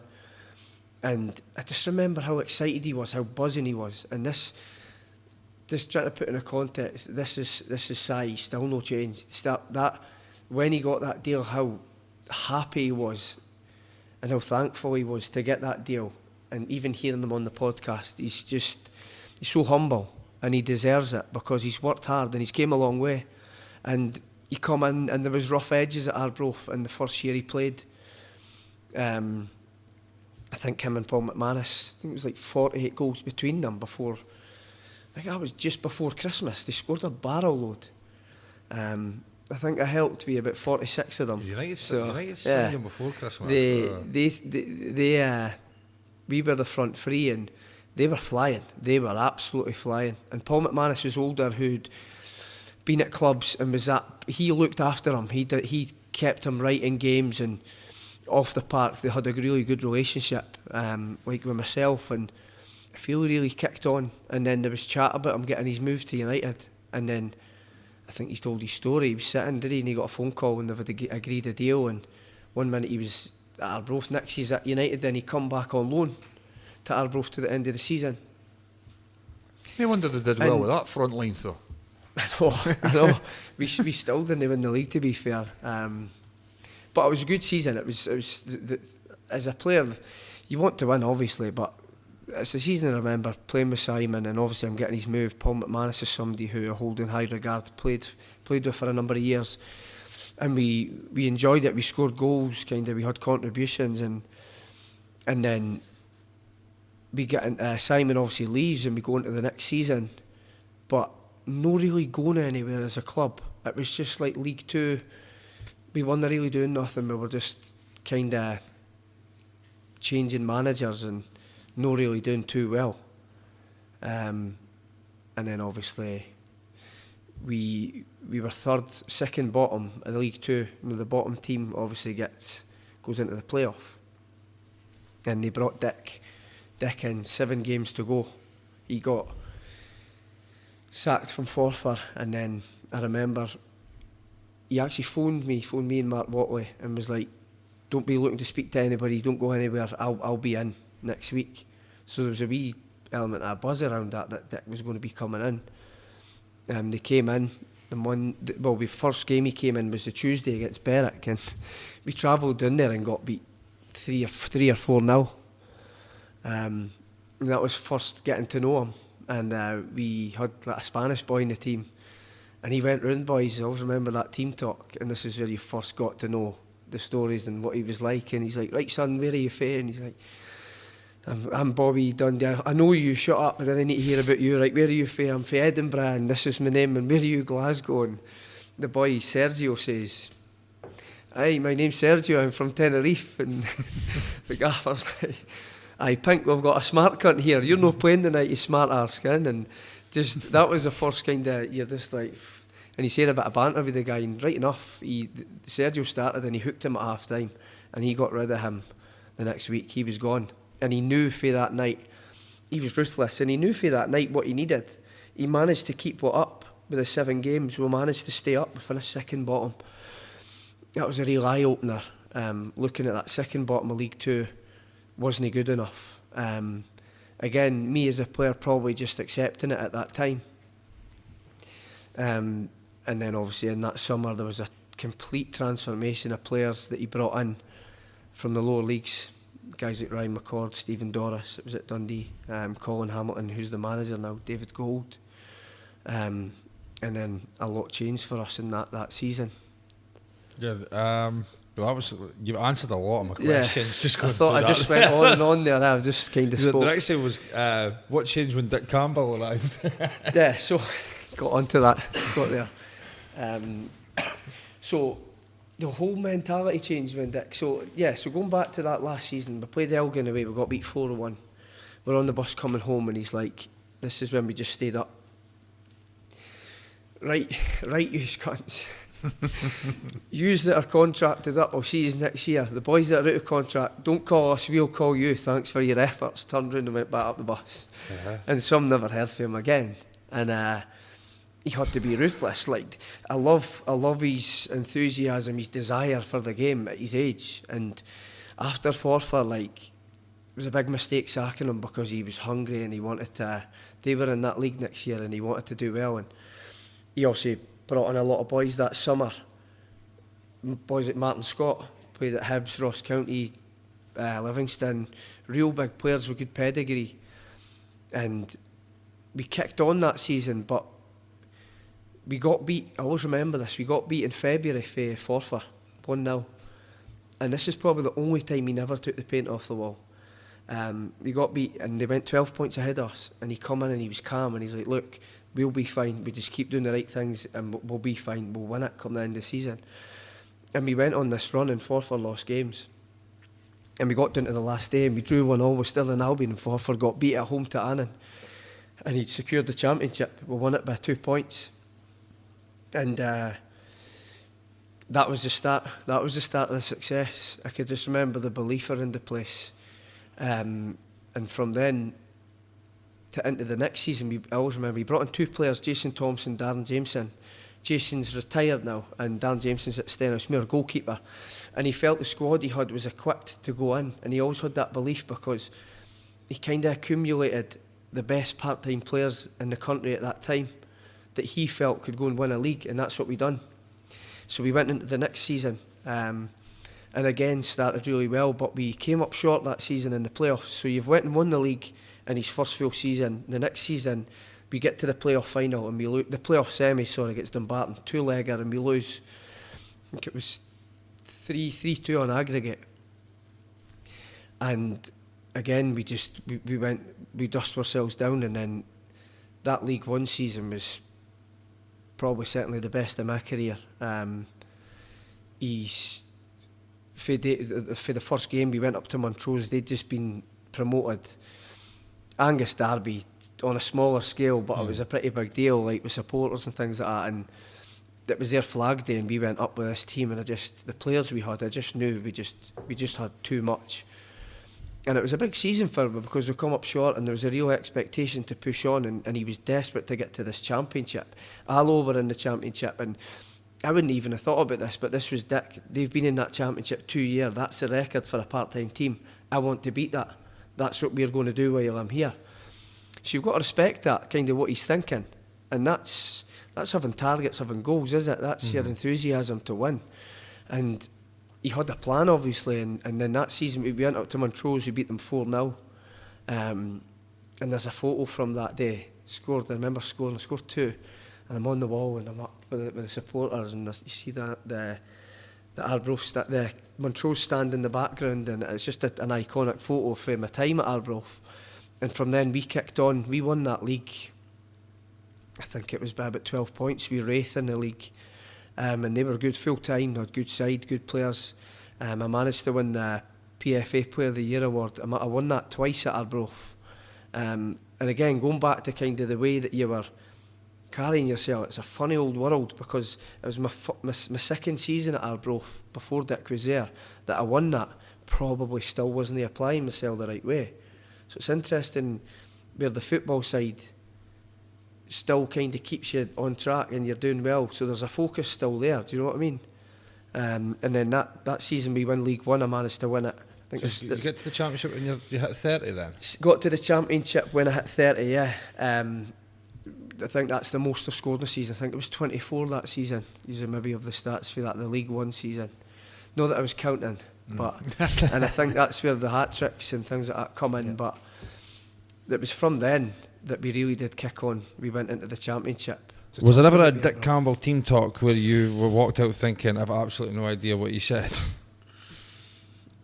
No, there isn't a team talk. But I could say that there's other players that have come away from that, like say the guys like Joel Newbley and that, the English lads. A lot of guys never knew what Dick would say. It wasn't really like a team talk. It was like a sportsman's dinner. He would just like he'd slaughter boys trainers and like it's just different. It's hard to explain to you. Even you'd be playing Dundee United out at Gayfield and he'd be talking about like some young boys trainers. He'd go up to him, he'd be like, son, what is that you've got on? You got the Doc Mertens on today. Take them off, I'm needing you, Ken. And it's kind type of trainers are they, or he would give his brother a bit of hassle. He'd start shadow boxing pink. Take their jackets off. 70-year-old, right, come on then, son. Calling twin brother son. Across for each other with the fists up, going for it, and we're just sitting, new signings, just sitting going, does this normally happen? This is quite mild compared to some of the stuff, but so did you create a good buzz about the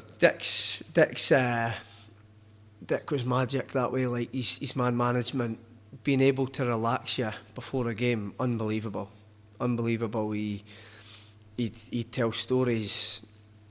There was one team talk. What was he says? I'm just going to say this, lads. We were that poor in 1967. Somebody broke into paint our was. That's the sort of stuff he'd come with me in the team talk. Hey, pink son, that's what happened.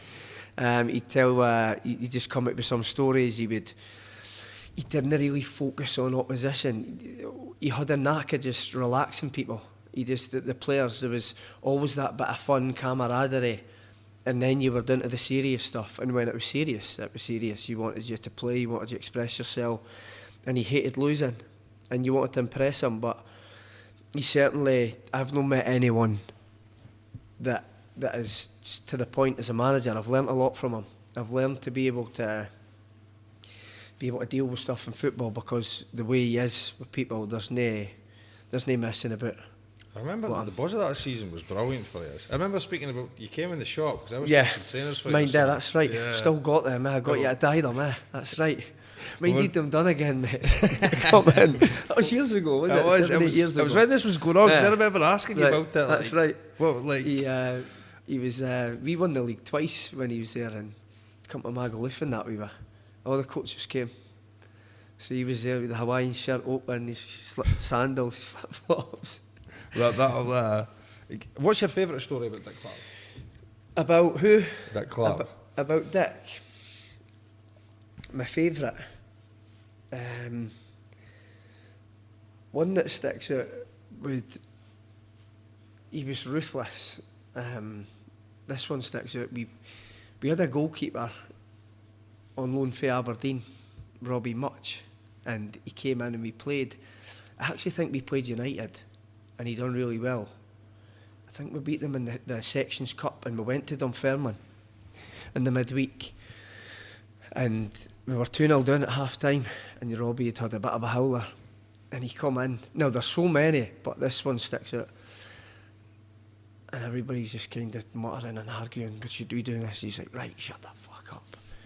You, to the young boy, 18, yeah, gaffer, just kind of buzzing about. He says, are you fucking nervous, son? And he's like, no, he says, shut up, because I'm fucking nervous watching you. You're off. So I'm sitting like, your reaction is to laugh. We're getting beat 2-0 and Kim what he's like, because he takes the paint off the lot. So we're trying not to laugh. And fucking useless, as she says. Go and get a shower. Fucking pissing me off. Go and get a shower. And the boys are with the head down, and he just started going ballistic. Kicked a bag of balls. We ended up losing that night. But for me, like, how a manager to come in and say that, like, to a guy on loan, there's nobody else that would get away with it. He's on loan for Aberdeen. I think he went back to Aberdeen no long after that. But I just never expected that, and I think the young boy never really recovered for that, eh? Did you laugh when you heard it? It was a hard end. There was a few giggles, but it was, how could you no laugh? You're at East End getting a battering, and that's what he comes in and says. Come on, he would come in. He would kind of have that knack about him. You would come in at half time, and maybe you're losing games, and he'd come into boys and he'd say, "Have you got divers boots on, son? Get them off. I need you to put your boots." And he would say certain things to people, and he would just try and kind of do a bit of reverse psychology to G them up, But he had a knack of that. But that one sticks out for me. Oh, that was a funny. That one sticks out to me. That season, at what point did you actually start thinking we can maybe win this? The season, the 20. Yeah. So I've spoke about this before, right? So that season was just the way that kind of happened.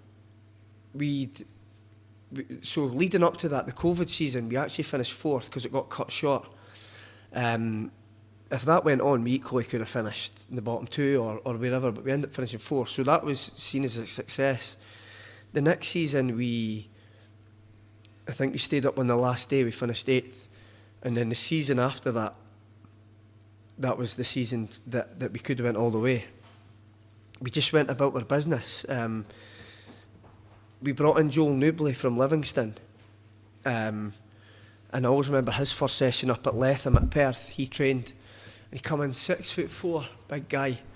And we're in, and the gaffer was a nightmare with loan signings. Oh, Michael Ruth for Aberdeen. He plays with, I think it's Queen's Park now. Michael Ruth. So I'll go on to Joel in a second. He turned up at Letham in a white Corsa. He jumps out the car, and this is his first session, and Dick's shouting over, "Oh son, what the fuck's that? Is that a washing machine? Has that got square wheels, son?" So the young boys just try to fix his hair and come into the training, and boys didn't know how to deal with him, but how would you? Well, I mean, he's quite a daunting figure, and so we Joel Newbley, he made a massive impact at Arbroath. I think anybody that knows that season he did. He came in and he's towering above everybody, and the gaffer's like, "Right, son, what's your name?" And Joel, and he's like, "What? Fucking Joel?" He says, "We're calling you noobs. I'm not having a boy in my team that's getting called Joel." And so that was him kind of introducing him, and Noobs was just looking at him, and Noobs did say, "I don't have a clue what he's saying."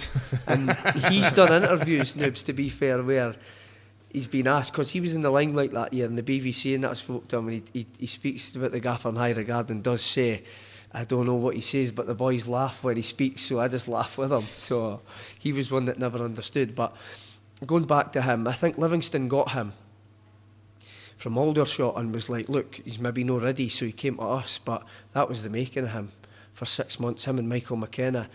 Pretty much just the same team, 2 banks of 4. You've played against the Arbroath teams I've played in with Dundee.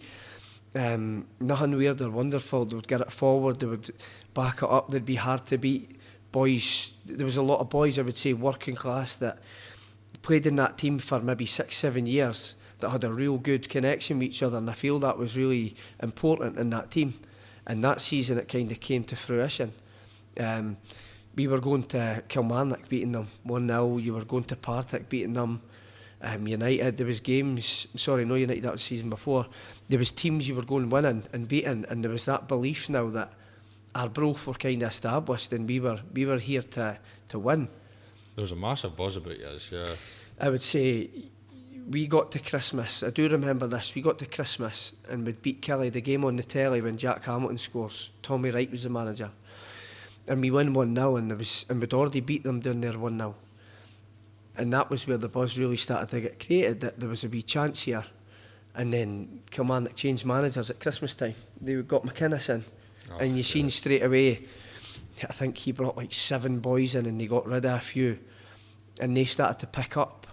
They weren't in great form to start in January leading up, but they started to pick points up and we played them at home and they beat us. And then just kind of fast tracking into the last game of the season, we had played Queen of the South at home. We were getting crowds of 5,000 at Gayfield. Never seen anything like it at Gayfield. I believe a lot of Dundee United fans were jumping on board coming through. There was. I spoke to a lot of people coming into the ground, and I always remember that Queen of South game. We win 5-1 the game before going down to Kelly for the league. You just need to draw, because if you drew, you went back up to Gayfield on the Friday night against Morton, and Kelly were away to Wraith. So we had a couple of scenarios that we felt if we managed to stay in the game and not even lose the game, we had a chance. Never really feel as a team we felt like it was going to be lost. We'd been down there before and won. But it was just different the week leading up to it. There was a lot of cameras, Sky and that were involved. There was a lot around our boys to take in. But I didn't think it fazed us. And I remember Dick getting interviewed on Radio 4.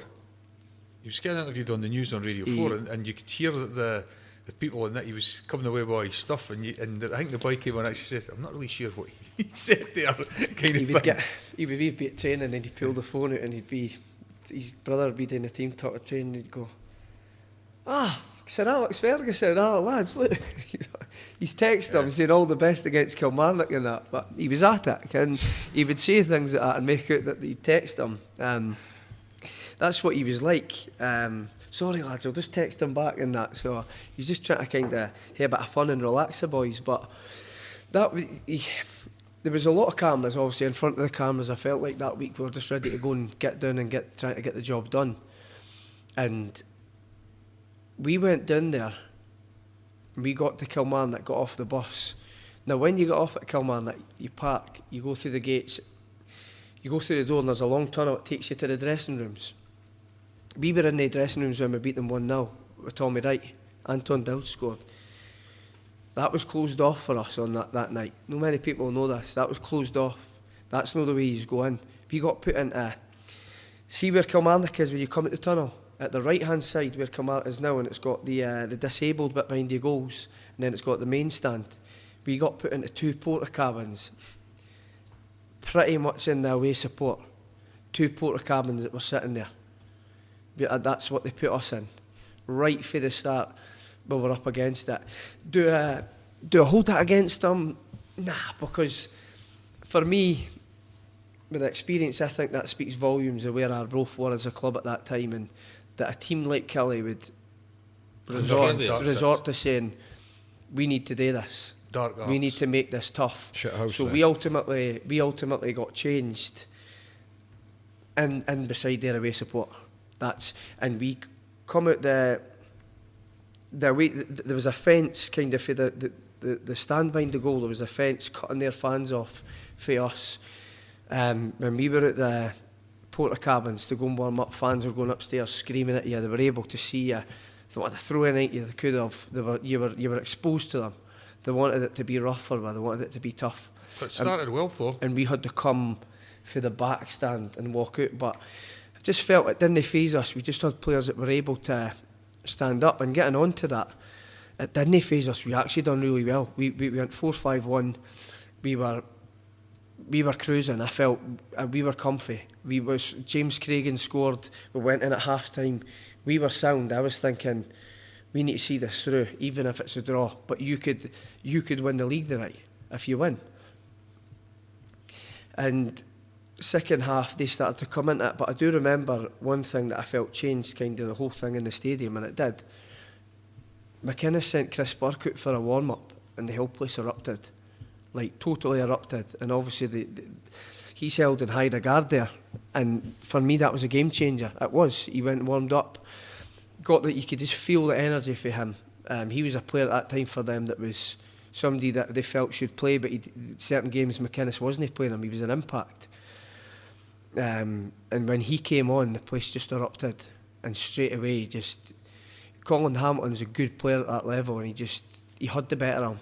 He had the better of him, and I just felt if something's going to happen, it's going to come through him. And that's essentially what happened. They make it 1-1.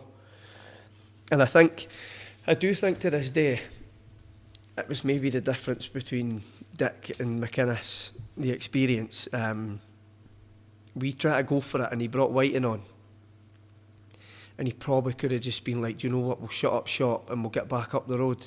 Which is dangerous, but just your thought process of going into the last 15 minutes at 1-1, could you go and win it? You've got to respect him for feeling that we could go and win the game, putting Whiting on. But I felt that's when it got away from me, watching it. And Steve, even into this moment, sitting thinking this, I actually never got on that night. I was really disappointed at that. Never played a part in that game. I felt I could have made a difference, but for whatever reason, never played. Even at that time, although you're saying you could win the league, it didn't really register that you could win it. Watching the team play against Kelly and you're 1-1. They break, Whiting, it goes out for a throw, ball gets thrown over Whiting's head, goes down the right hand side. Burke fizzes it into Kyle Lafferty, and I remember his touch. And Blair Alston, this was 92 minutes. Scores, puts it past, great finish, so composed. Just remember the place going ballistic. You couldn't really have time to think because there was just that much going on. What do you think at that time? And it was a quick turnover. We went back to take centre, and then the game, a minute later, the whistle went. And that's them won the league. That's them won the league. We're trying to take stock of 2,000 fans in the away end, trying to kind of process what's just happened. Like, how has this just happened? Because it was just kind of out of nowhere, last minute goal to win the league. You were 10 minutes away from, because they scored the first 10 minutes ago, 10 minutes away from winning the league. Like 10 minutes away from Arbroath getting to the Premier League. And I think once that whistle went, the supporters come on. They're bringing all the boards and that on for them to get their trophy. We've got to walk through everybody, getting pelters, by the way, to this porta cabin. There's no hiding for it. You could hear them celebrating. You could hear the fans, and we've got to sit. That was designed for us to sit and listen to that if it went against one. I feel, for me personally, and I've spoken about this before, it was that moment sitting in the porta cabin that I felt, we've just lost the league here. It was the first time I was like, we've got Morton next week. It doesn't matter. The league's gone. That was a tough journey up the road. That was really tough. We never got over that. We never recovered for that. We went back to the bus. Some Kelly fans were clapping me out of respect. Some were like, get at Rangers and that. And that's football. Didn't mind that. That's what happens. I think it got away from me. That was the opportunity. We were really close the whole season, but we just came up short. And you're remembered for finishing second, but I just feel like that got away from me. I remember I remember how many people were rooting for you. That night, the amount of texts I got, like everybody was watching. sure it was BBC Scotland. I think it was on Sky as well, was it? No, was it Sky actually? It was. Yeah, Sky. It was Sky. People the way just you've on board with described it. It's like proper, like having the thing dragged like under your feet, like. It was. I felt, and the thing is, like, see, going back to that season again. No, really. I mentioned it earlier. Dick saying he wanted to be in that league more than 2 years. By the time Dick left, we were in that league for six years in the Championship as a part-time club. We went down that Friday night. Boys worked that day. That was the magnitude. We had boys working that day. Kelly, full-time, big club, Premier League club. Put them in porta cabins. We had boys working that day. So you need to kind of sit back, take stock of the bigger picture. But for me, I'm just like, we were in that position. We could have kind of seen it through and come up. We just came up short. Some journey for what was it, League 2? You said League 2. Yeah. I think that's what's so. I feel like I've got a great relationship with the fans because I was there. When you go to Arbroath now and you see the infrastructure and the difference with the community trust and even the extension they've built at the club in and around the place, they have built that up, and it just shows you.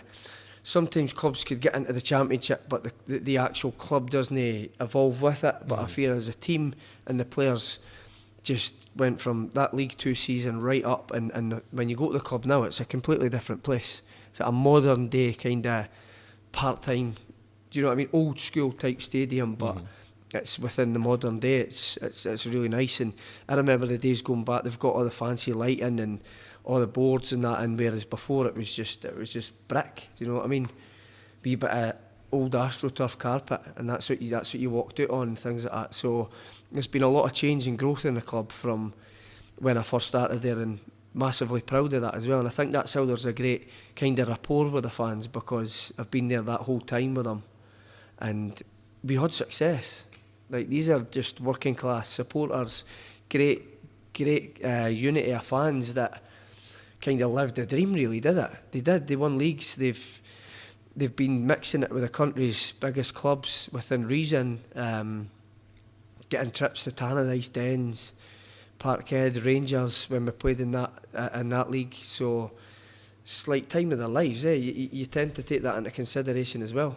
Yeah, the signs were there, though. The signs were, as you say, the signs were there. I mean, I remember going down to Arbroath. It was 3 times. I think it was 3 draws. There was 2 1-0s and a 0-0. Yeah. And then there was a great game at Dens. It was on the TV, on the Friday night TV game. We ended up winning 4-2, but you could have won that game. The 4-2 game, I think that was the first TV game, was it, at Dens?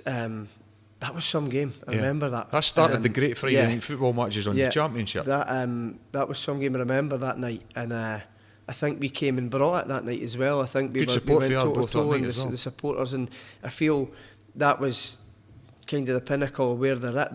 They got themselves up to the sort of nights where you're on the telly, and it was just the norm. You were getting the pundits, Michael Stewart, McFadden, that coming up to Gayfield and saying how unique it was, and the difference between the wind, and seeing games where teams would come up and struggle and we would be able to cope with it and things like that. That's all part of what's been created there, So games at Tannadice, I mean, you won at Tannadice with Whiting scoring the winner, and then I'm sure there was 2 League Cup games where you beat them on penalties. I'll be honest, I think we lost count of how many times we beat United with Arbroath there. Yeah, so. That's it. It was a few times.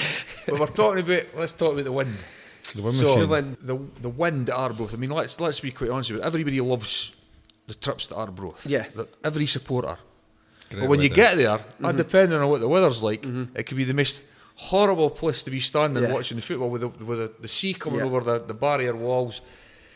And you've scored some utterly brilliant goals, but we wind assisted help as well. But it must be daunting. Yeah. You must hear the players through the other teams when you're on it, and you're thinking this is great. Yeah. Because you knew how to play with that wind. Just touching on what you say there, just about. I go back and watch now, and the difference of playing in the wind to stand on the side is night and day. Sometimes I can't see a game through when I'm with the kids because it is that cold. So hats off to supporters that come, especially in the winter, and watch games and that. But honestly, it is quite comical the amount of teams over the years I've played there, when that wind has been on, that have come, and Dick was massive on it. Dick used to say, when that team was out, whoever it was, lower league, a championship, go out and he'd be like, I'm not wanting you wearing Under Armours, jackets, you wear what your tracksuits, that's it. And he would watch the other team, he'd always go out and watch them, he'd come and he'd say, you cunts have got big jackets and hoods and hats on. They're not up for it, but we are. No Under Armours, yous are playing in the wind, all conditions, and it's got a bit of method to it, do you know what I mean? Mentally, he got boys switched on for it, and I'd seen teams full time, seen United, seen Dundee, Raith come out and see the weather and just walk back in and come and maybe be arrogant enough to try and play with the ball and all this like modern day stuff, and we would just go long. And when you would have, there's games we would be getting beat at half time and you've got the win second half, 4-4-2, me on the left footer on the right, crosses in the box, you're winning 3-4-1, whatever it was.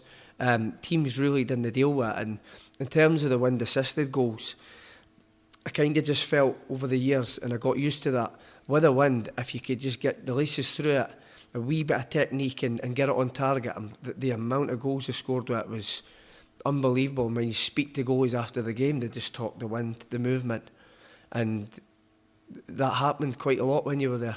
Well, the dental company I worked for, there was Arbroath supporters in the company, so every year for a few years we would go there. I've spoken to you before, go and do the hospitality, and it was always fantastic doing there. And it was 2 Ayr United matches and a Dundee match we did. And the first Ayr United match, you'll remember it, I got abandoned at half time because the wind was that bad. That's right, yeah. It was but the goalie was kicking it, it was going right out the Colin park. Hamilton scored the corner. Yeah. Colin Hamilton scored the corner, and then Ayr scored late in the first half, and then it got cancelled. That's right. Was that the only? Was that? I think that was one of the only matches that got abandoned. It was. I didn't know why they abandoned it. That was a nice summer's day up Arbroath. You know what I mean? So, and what was great about it was when they come on at half time and say it was abandoned, a big cheer went up because that gave us an extra 45 minutes drinking. I'm not kidding you, right? I actually feel to experience it later in my years at Arbroath. See referees, they did, clocked onto it.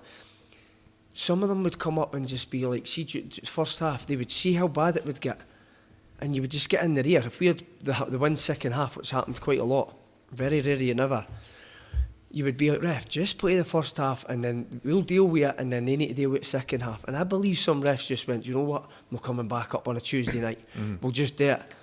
And second half, if you went in maybe 2-0 down, I've seen the comebacks, you just knew that something would happen with the wind. And to this day, teams really struggle with it. I done a game with the BBC Scotland doing the commentary with Raith when McIntyre was the manager. That was mental. Raith that was 2-0 up, crazy. cruising. Yeah. And at half time I did say, watch the win second half, this will play a difference. And not sure anybody, the audience, believes me, but they ended up winning 3-2, wind assisted goals, crosses in the box, keepers just try to come for it, and they misjudge. Right, before we'll hit you with the quick fire round, because the batteries are about to die. I do have one more question actually before the quick fire round, and that was, after 10 years at Arbroath, how emotional was it leaving it? After this whole story that we've spoken about. It was really emotional. It wasn't an easy decision, but I felt at that time it was definitely the right one. The commitment was becoming too much in terms of a family life, and I felt I'd been there. That was at the tail end of my testimonial. I just felt they actually offered me a 2-year deal, and I just felt, for me, timing wise, with a family and my partner was pregnant, I just thought it was the right time to end. And for me personally, I just felt where I started to where I was finishing, it was, for me, it was the ultimate. They were for League 2 into the Championship. You were leaving them in the highest possible position that they would be. So, like you say, 6 years at the top as well. Yeah, I was just thankful for the time that I had so many good memories there. There was lows as well. There's always lows, but a club I hold kind of close to my heart. Really loved my time. Great support. Great with my family. Can't thank enough for the testimonial that they gave me. It was a great year, and I just want to thank Arbroath for the memories. That's all. See, the thing is, your career was unbelievable. I mean, nearly 700 games played, 166 goals. But forgive me if I got any of this wrong, but honours. I mean, you're loaded in the league, but you're winning honours. You won the Scottish League Second Division with Morton. You've won the Scottish League Division 3 with East Fife. With Arbroath, you won the Second Division, then you won League 1. You do that in 2 years. and as I said, you nearly got promoted to the Premier. Individually, Scottish Football League Young Player of the Month 2005, Scottish Football League Player of the Month September 2006, Scottish League 2 Player of the Month September 2005, Scottish League 2 2015, Scottish League 1 Player of the Month September 2018, SPFL Scottish League 1 Player of the Year 2018-2019, PFA Scottish League 2 Player of the Year 2014-15, PFA Scottish League 1 Player of the Year 2018-19, PFA Scottish League 2 Team of the Year, and it goes on. Didn't know I had even half of them, to be honest with you. It's a long career. I've played, I think it's my 23rd pre-season. I would like to just touch on, like, football's gave me a purpose in life. It's given me a lot of highs in life, so I still play. I'm 40 and I still love it. I still put a lot into it. There's been a lot of moments for me that I hold in my memories, like the chance to play. I'm a Celtic supporter. A chance to play at Celtic Park, a chance to play against Henrik Larsson at Dundee. I got the opportunity to do that. I've had the chance to play at Ibrox, so Arbroath, managed to score a goal there. These are all things for me, individual accolades that I feel that there has been a lot of lows in the football, but with the highs, these are things that I'm really thankful and really proud of, because football has gave us so many highs and memories. Well, I'm gonna hit you with the Bobby Linn quick fire questions. Mostly all about football, to be fair. To be fair, right. Best player you've ever played with? Best player I've played with would have to say Ravanelli. I think I know the answer to this next one. Best player you've ever played against? Henrik Larsson. Best manager you had? Dick Campbell. The hardest defender you faced? Bobo Baldi. Bobo Baldi. He was massive. Got in a tussle with him once at Dens. Best ground you've played at? Celtic Park. Worst ground you've played at? Firs Park, East Stirling. It's knocked in now. Yeah. Asda's sitting over it. Something else. Honestly. Everybody, including the fans and the players, all had to go through the same gate. The best dressing room you've been a part of? Arbroath. Is that season? There was a number of seasons. The League One, from League One through to the Championships. Great dressing room. Great people. Still keep in touch with them. Real strong bond with all of them. Yeah, Arbroath. Funniest teammate? Michael Gardine. Michael Gardine. Michael Gardine. Remember, he was a big hope to put United at the Scottish Cup years ago when he was Ross County's man. Funny guy. Biggest regret in football? Biggest regret in football? Biggest regret? No appreciating it over my career. I've spoke about that earlier. That is something in terms of regret that you learn from, and if there's anybody that watches for advice, appreciate it. Put the work in. It's a great bit of advice, man. Proudest moment? That night at Dens. It was, because again, talking about building up to that, the family being there, the amount of people that night that you made happy that were there, the emotional side to that whole occasion was massive. Didn't get the chance to talk about it much. I have managed the night. It would need to be that. I find this a bit of a weird question, but I'll ask it anyway. What are you more prouder of? Your Dundee, making your debut in professional football, your Dundee debut, or becoming an Arbroath legend? I would need to say both. I think they align together, don't they? Yeah. I think it builds you up towards that. They're two different. They're two different things in their own way, but I think I would need to say both. I don't think I could say one's better than the other, because that gave me, the first one gave me the opportunity to kind of play and be that Arbroath. So, if Bobby Linn at 18 could see the career you've ended up having, would you be happy with that? Yeah, I would say it's been a long road, but I would definitely be proud of where I'm at, still being able to play at 40, the success I had at Arbroath. As I say, the best advice I can give in football, there is much more lows than highs in football. So when you do have the highs, you enjoy them and you cherish them. When the lows, keep the head down, work hard, stick to basics and keep going, there'll be better days ahead. Just good advice as well. And the last one I've got for you, mate, and it's words like this. And when it's all finished, how would you like the people in Scottish football to remember Bobby Linn? God, that's a good question. Just that I've made a mark. I mean, Steve's reading it, kind of the honours and stuff there. That's the first time I've heard like that, and the amount. I think like I would be happy to have left a mark where, whether that's lower league or whatever opinion people have, just to have made a mark on Scottish football in whatever way possible. I think special, like, I think football is always remembered for the special moments. And Yeah. moments are special for people in different, Yeah. for whatever they are. And if you can give a fan a special moment, they'll remember that forever. I think obviously I go back to the time at Arbroath, really successful period. The delight that was achieved there, just that whole story was something really, really proud of. So football has been able to give me that kind of story, and that's one that I'll forever be thankful for. Sweet. You got any questions, Steve? It was a couple of things. It was one of the most mental things I remember. I'm sure it was Hibs, Arbroath or Waterford Hibs. You're getting volleyed about by the BBC camera team emptying the bins.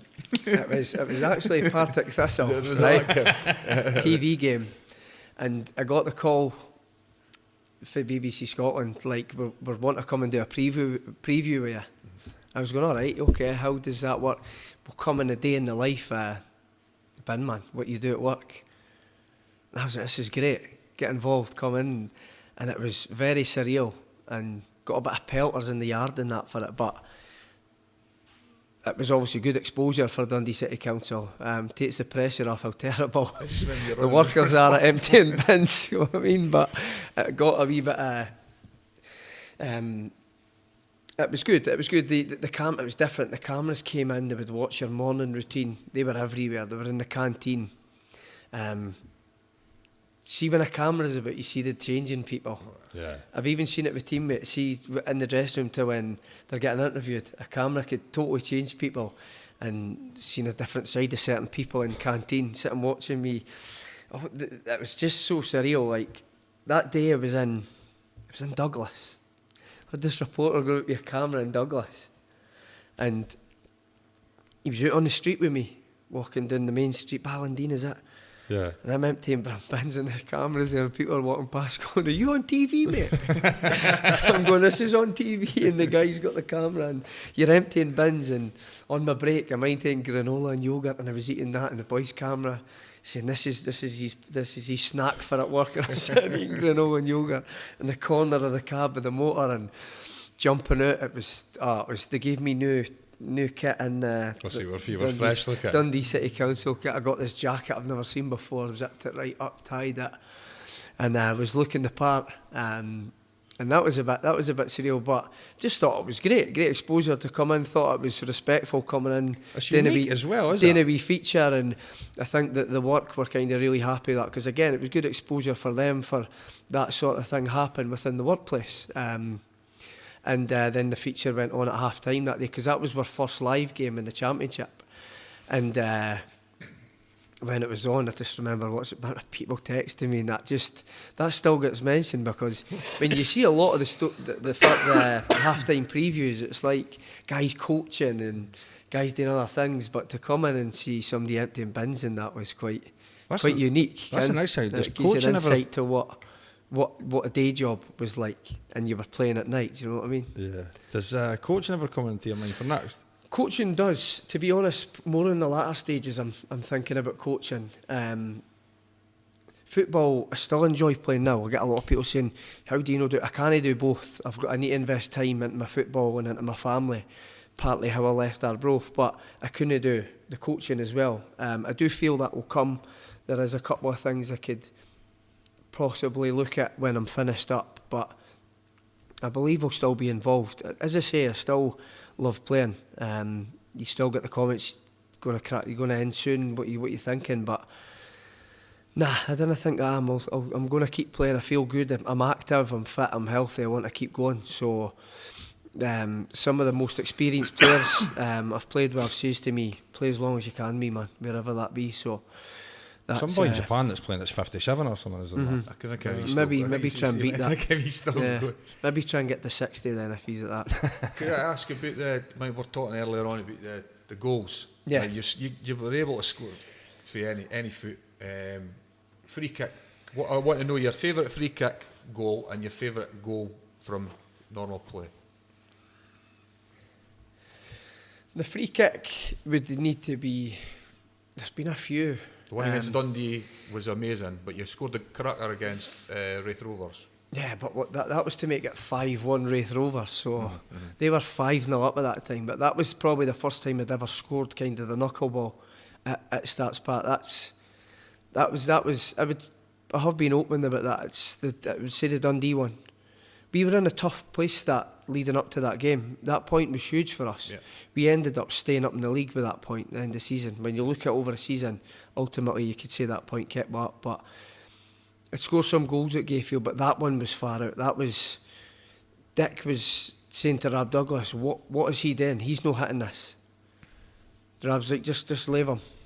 I felt I was confident if I can get it on target with the wind, as I spoke, there was a chance. But when you watch that, there was so high wasn't in any the place dip. to put it because you got his hand to it. Legends tried to get to it, hits the bar and kind of hits him, goes in. I would need to say that one just because of the magnitude of it and the distance out, and obviously the sentimental with Dundee. It meant a lot to score that as well. Was that your only goal against them?